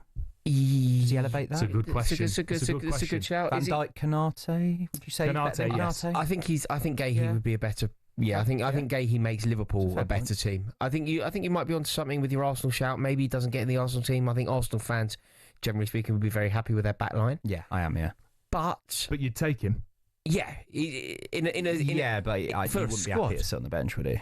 I don't think. Do you think that he wouldn't? He would be sitting on the bench? Yeah.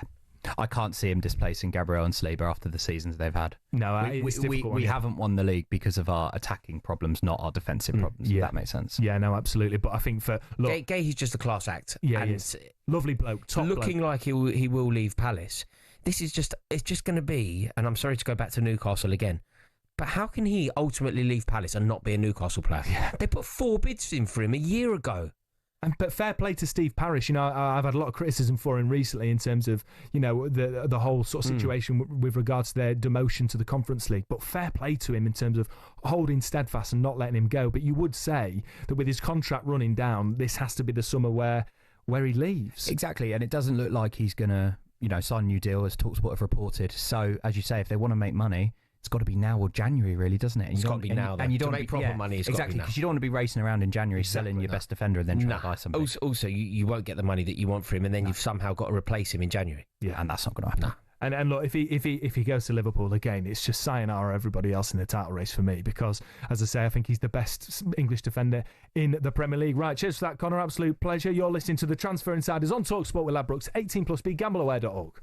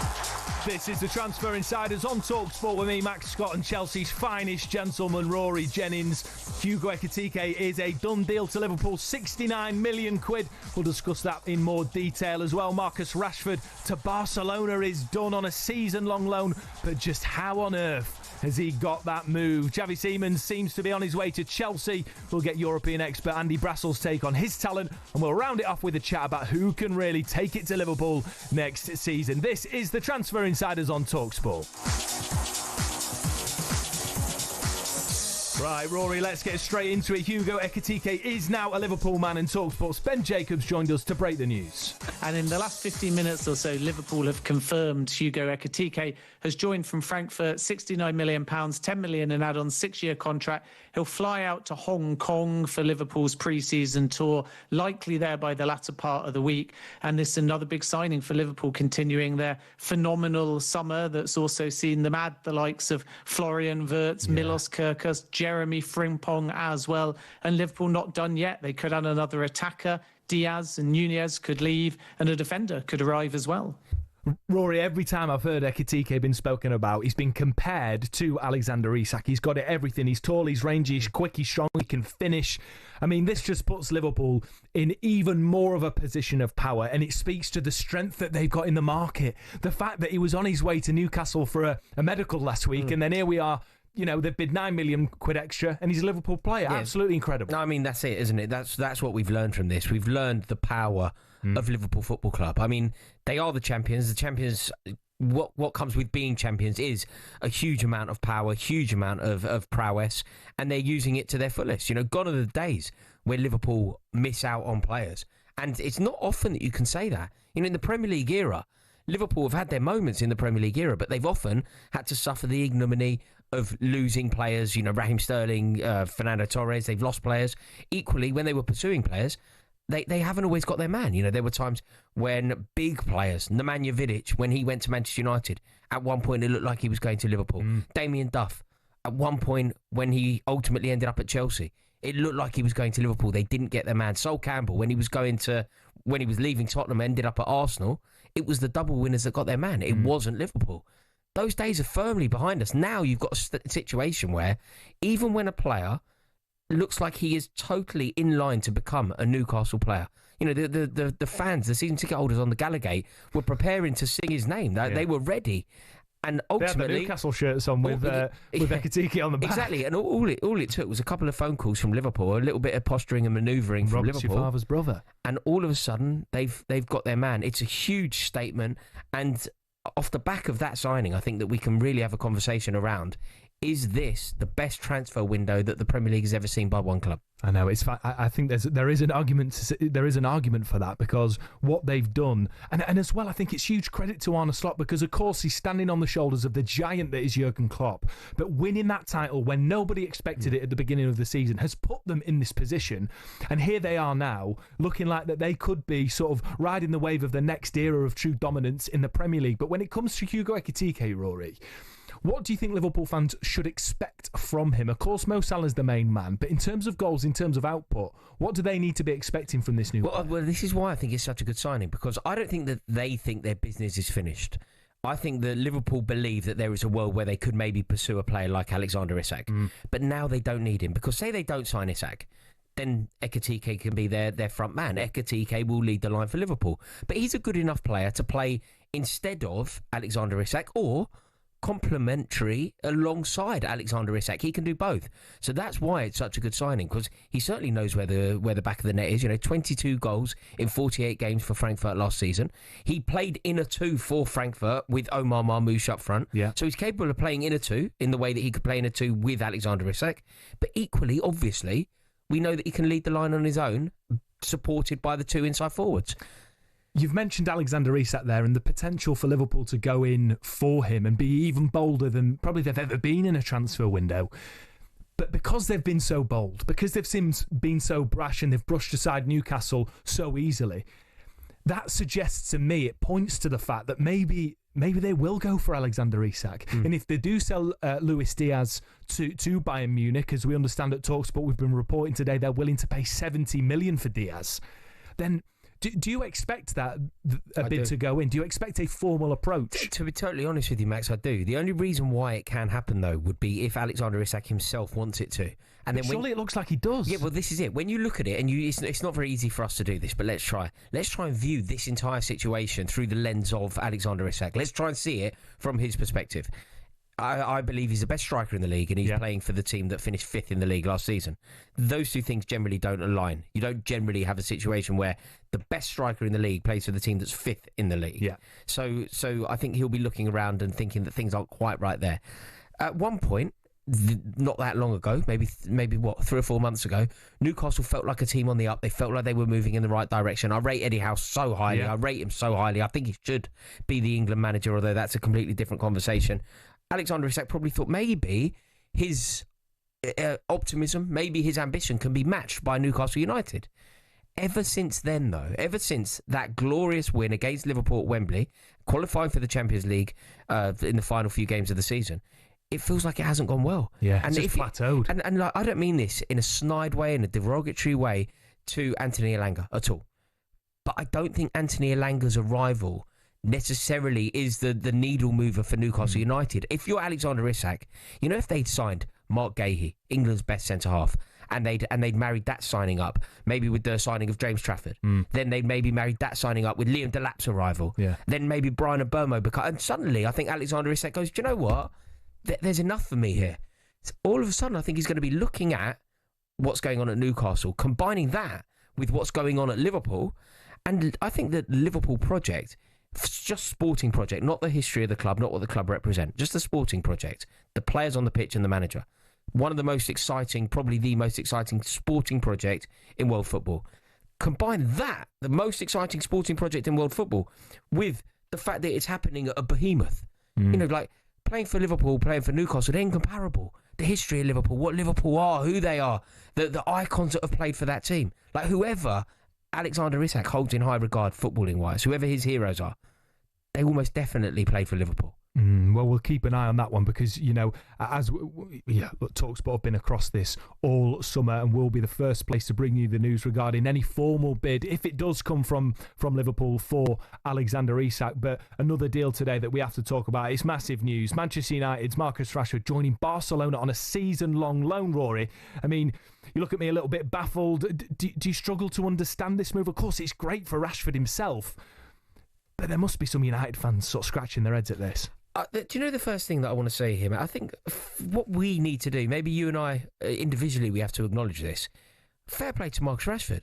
You take it. Well, but fair, he's done incredibly well here. He said he was going to play for Barcelona. He said that his heart was set on Barcelona. I was sneery, I scoffed, I laughed. I said there's absolutely no way that he gets that dream move. There's no way that the Marcus Rashford that we saw in his final couple of years at Manchester United and then the Aston Villa version of Marcus Rashford will go and play for the best team in Spain. Will go and play for the Spanish champions. Will somehow go and consider Pedri, Xavi, Lewandowski, Yamal as teammates. That just won't happen. Rashford knew. Of course, it's great for Marcus Rashford. For any player currently at Manchester United to get a move to Barcelona is a steal. But the question that I'm sure many Manchester United fans will have, although they will absolutely want the best for Marcus Rashford because that's the loyalty of the Manchester United fan base at large, they might well be asking, but has he earned it from his performances? I'm sure lots of Manchester United fans will say no, they haven't. So what is it that Hansi Flick sees in Marcus Rashford, that Unai Emery saw in Rashford, that Thomas Tuchel saw in Marcus Rashford? It's the player that we've seen in the 2 seasons where he was electrifying. It must be that. It can only be that. Like, it's important to remember, as uninspiring, as disheartening, as annoying as Marcus Rashford's time at Manchester United has been recently, you know, boozing in Belfast when he should be training, you know, not turning up to training at all and missing that game so that he had to sit on the bench at Wolverhampton Wanderers, all that stuff. It's so annoying. It's important to remember that for there have been 2 seasons where Marcus Rashford has been one of the best players in the league. He was England's top goal scorer at a World Cup. Do you think he's ever been world class? I think there were 2 seasons where he was on the periphery and it wouldn't have made you insane to say that he was world class. He probably wasn't, but you could have certainly argued it. And look, you're England's top goal scorer at a World Cup. That in itself sounds like huge, right?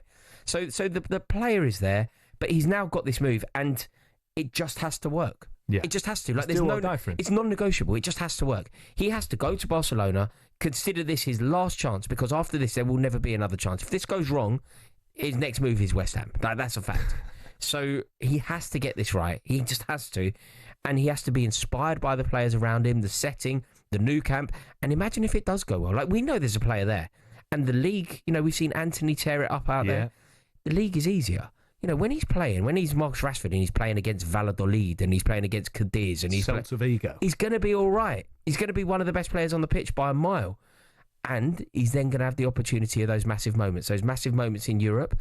And there's going to be a huge clash at the Bernabeu, and I can see it happening. Marcus Rashford tapping his forehead off the back of leaving Trent Alexander-Arnold for dust and sticking the ball in the back of the net at the Bernabeu as Barcelona beat Real Madrid 1-0 thanks to a Marcus Rashford winner, leaving Trent Alexander-Arnold for dust. And maybe even securing his place in Thomas Tuchel's World Cup plans. I mean, it's interesting. Marcus Rashford has got a lot of flack, hasn't he? And in many situations, I would say understandably so, because it would seem to me that his attitude in his work rate at his boyhood club wasn't up to scratch and wasn't befitting of the Manchester United shirt. But he has said, in his statement arriving at Barcelona, he spoke about his hometown club. He said, the situation with United is the club is in a period of change, and they have been for a while. I don't have anything bad to say, as it's been an important part, not just of my career, but my life. So I was grateful for the opportunity. It sounds to me, Rory, that he, despite the fact this is alone, is firmly closing the chapter on his time at Manchester United. Do you expect Barcelona to go in for him full time if he manages to get 10 goals this season and be sort of an impact sub off the bench, because he's going to have to fight for a starting place? There are only two outcomes here. It's totally binary. Marcus Rashford goes there, performs, plays to the best of his ability and gets himself a dream contract at Barcelona. He goes there, he's distracted, he's out on the town, he's missing training, and he will then be potentially lining up for Brentford. For Brentford? Yeah, for I West wouldn't wish Ham. that on anyone. And any other teams you'd like to name in there? No, that's. But do you think that's fair? I don't see Marcus Rashford, despite the talent, despite the presence and the reputation. Yeah.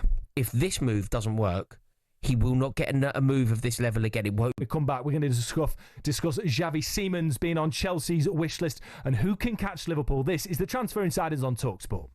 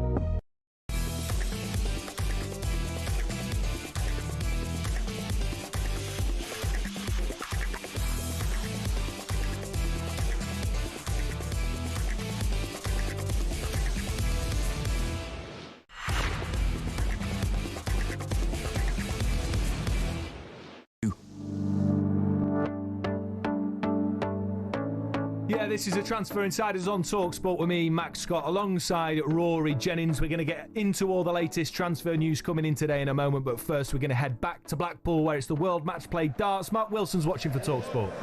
Yeah, some game we've got on here. Luke Littler 7, Jermaine Wattimena 7. 4 times they've met in the past, and Littler has blasted Wattimena off the board, but it was far from that. He was 4-0 down. Wattimena outstanding, racing to a 4-0 lead. Then he led 7-2, and crucially, just before the break, Luke Littler took out 62, and he went really emotional with his celebration, saying, I'm staying here despite being 7-3 down. He's come out after the break, and he's reeled off 5 successive legs. He now leads 8-7, but he's been put through the ring. A race to 11 for a place in the quarterfinals. It's live on the talkSPORT Darts YouTube page right now. It's Littler 8, Wattimena 7. Brilliant stuff, Mark. Thank you. That's Mark Wilson. He'll keep us up to date on the very latest what's going on in that tense game with Luke Littler 7-all as it stands. This is the Transfer Insiders on talkSPORT. Now let's turn our attention to Chelsea target Xavi Simons from RB Leipzig. European football expert Andy Brassel joined us to give us the latest. Well, Leipzig have put themselves in a difficult position because he went there and played extremely well on loan from PSG. Yeah. They wanted to sign him permanently. They did sign him permanently. They really pushed the boat out to sign him permanently for a fee rising to 80 million euros. That's right, 80 million euros. And it didn't really happen last season. He was quite disillusioned by the end of it. I think part of that disillusionment is the fact that you kind of feel with his talent, the Netherlands should be building their team around him. With a 4-3-3 and the type of player he is, that's quite difficult to do. So he's kind of a Dutch superstar that doesn't really fit in Dutch tactical tradition. I know a lot of people are saying, well, how can you fit him and Cole Palmer in the same team? Look, he's versatile enough that you can. Ideally, I think they would both have their own separate teams that you build the team around.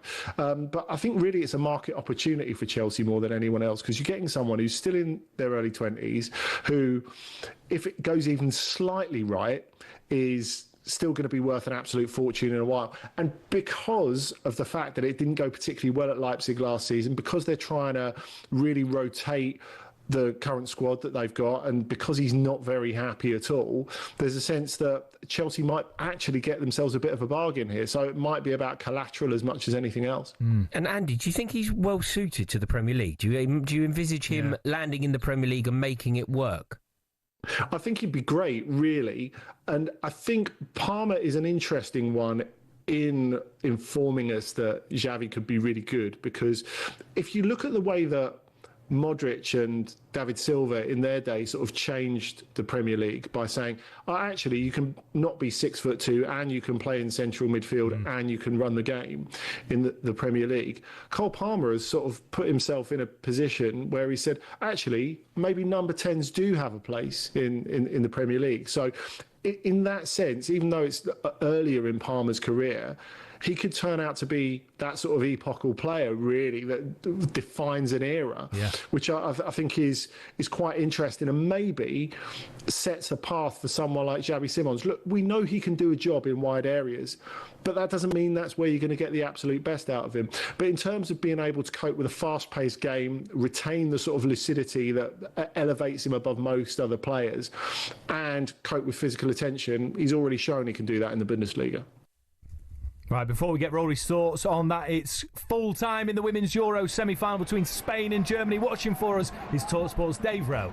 It is full time, but we go on here. Germany 0, Spain 0 is how it's finished after 90. Germany have shut out Spain, but in fact they've done more than that. In fact, in the second half, they're the side more likely to have won the game, and Katakoi has made saves in the Spanish goal, including a double save right at the very end of stoppage time, which could have sent Germany dramatically through. A shot by Clara Bull took a wicked deflection, looped up towards the top corner. Coy clawed that one away, and then she stopped the rebound from Vamsa. Better save that one second time for the recovery, and that kept it goals. She'd earlier saved from Bull, teed up by Hoffman on 63, and Bull herself so close with the free kick that beat the keeper and hit the back stanchion and just went wide. Spain actually were really poor in the second half. They'd gone close in the first half. Paredes off the post and 2 saves by Berger denying Gonzalez, but Germany have seen off both Gonzalez and Pina, who have gone gone off, with Spain bringing on Peruelo and Del Castillo. They could find no way through, and really, in that second half, Spain never looked likely. We go on here, extra time about to start, Germany 0, Spain 0.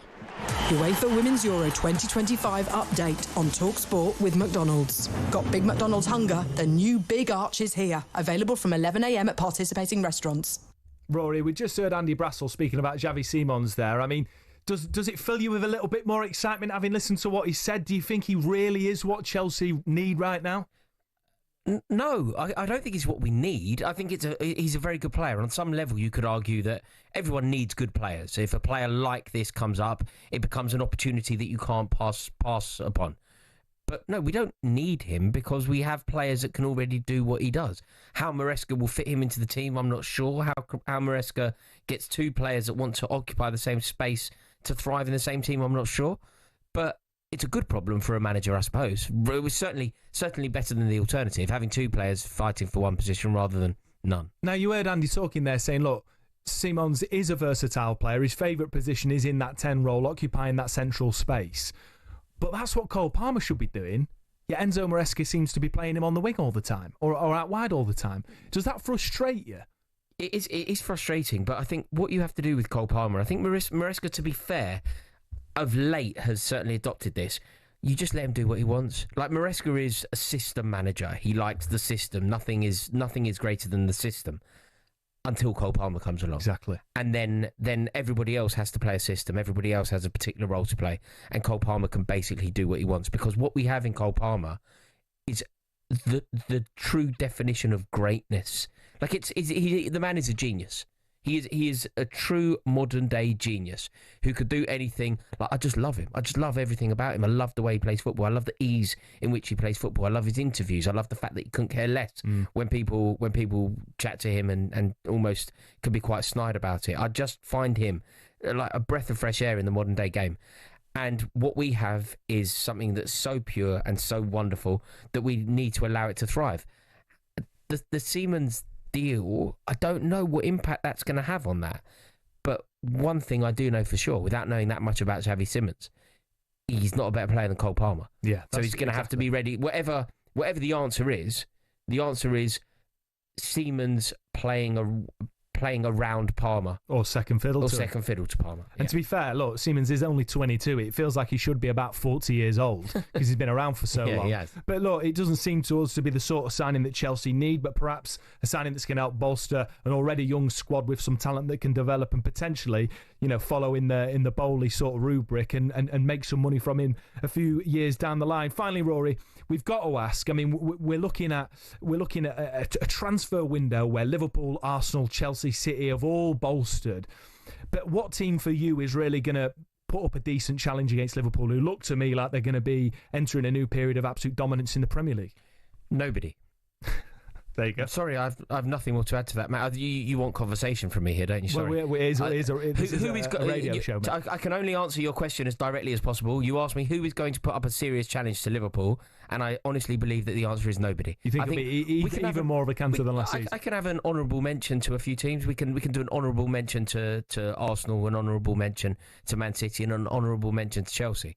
But Liverpool were the best team in the league last year, and they are better, and they have elongated the gap between them and second place. Final word from Rory Jennings. Rory, mate, it's been an absolute pleasure. Don't forget you can listen to the Transfer Insiders as a podcast on Apple Podcasts, Spotify, or wherever you get your podcasts.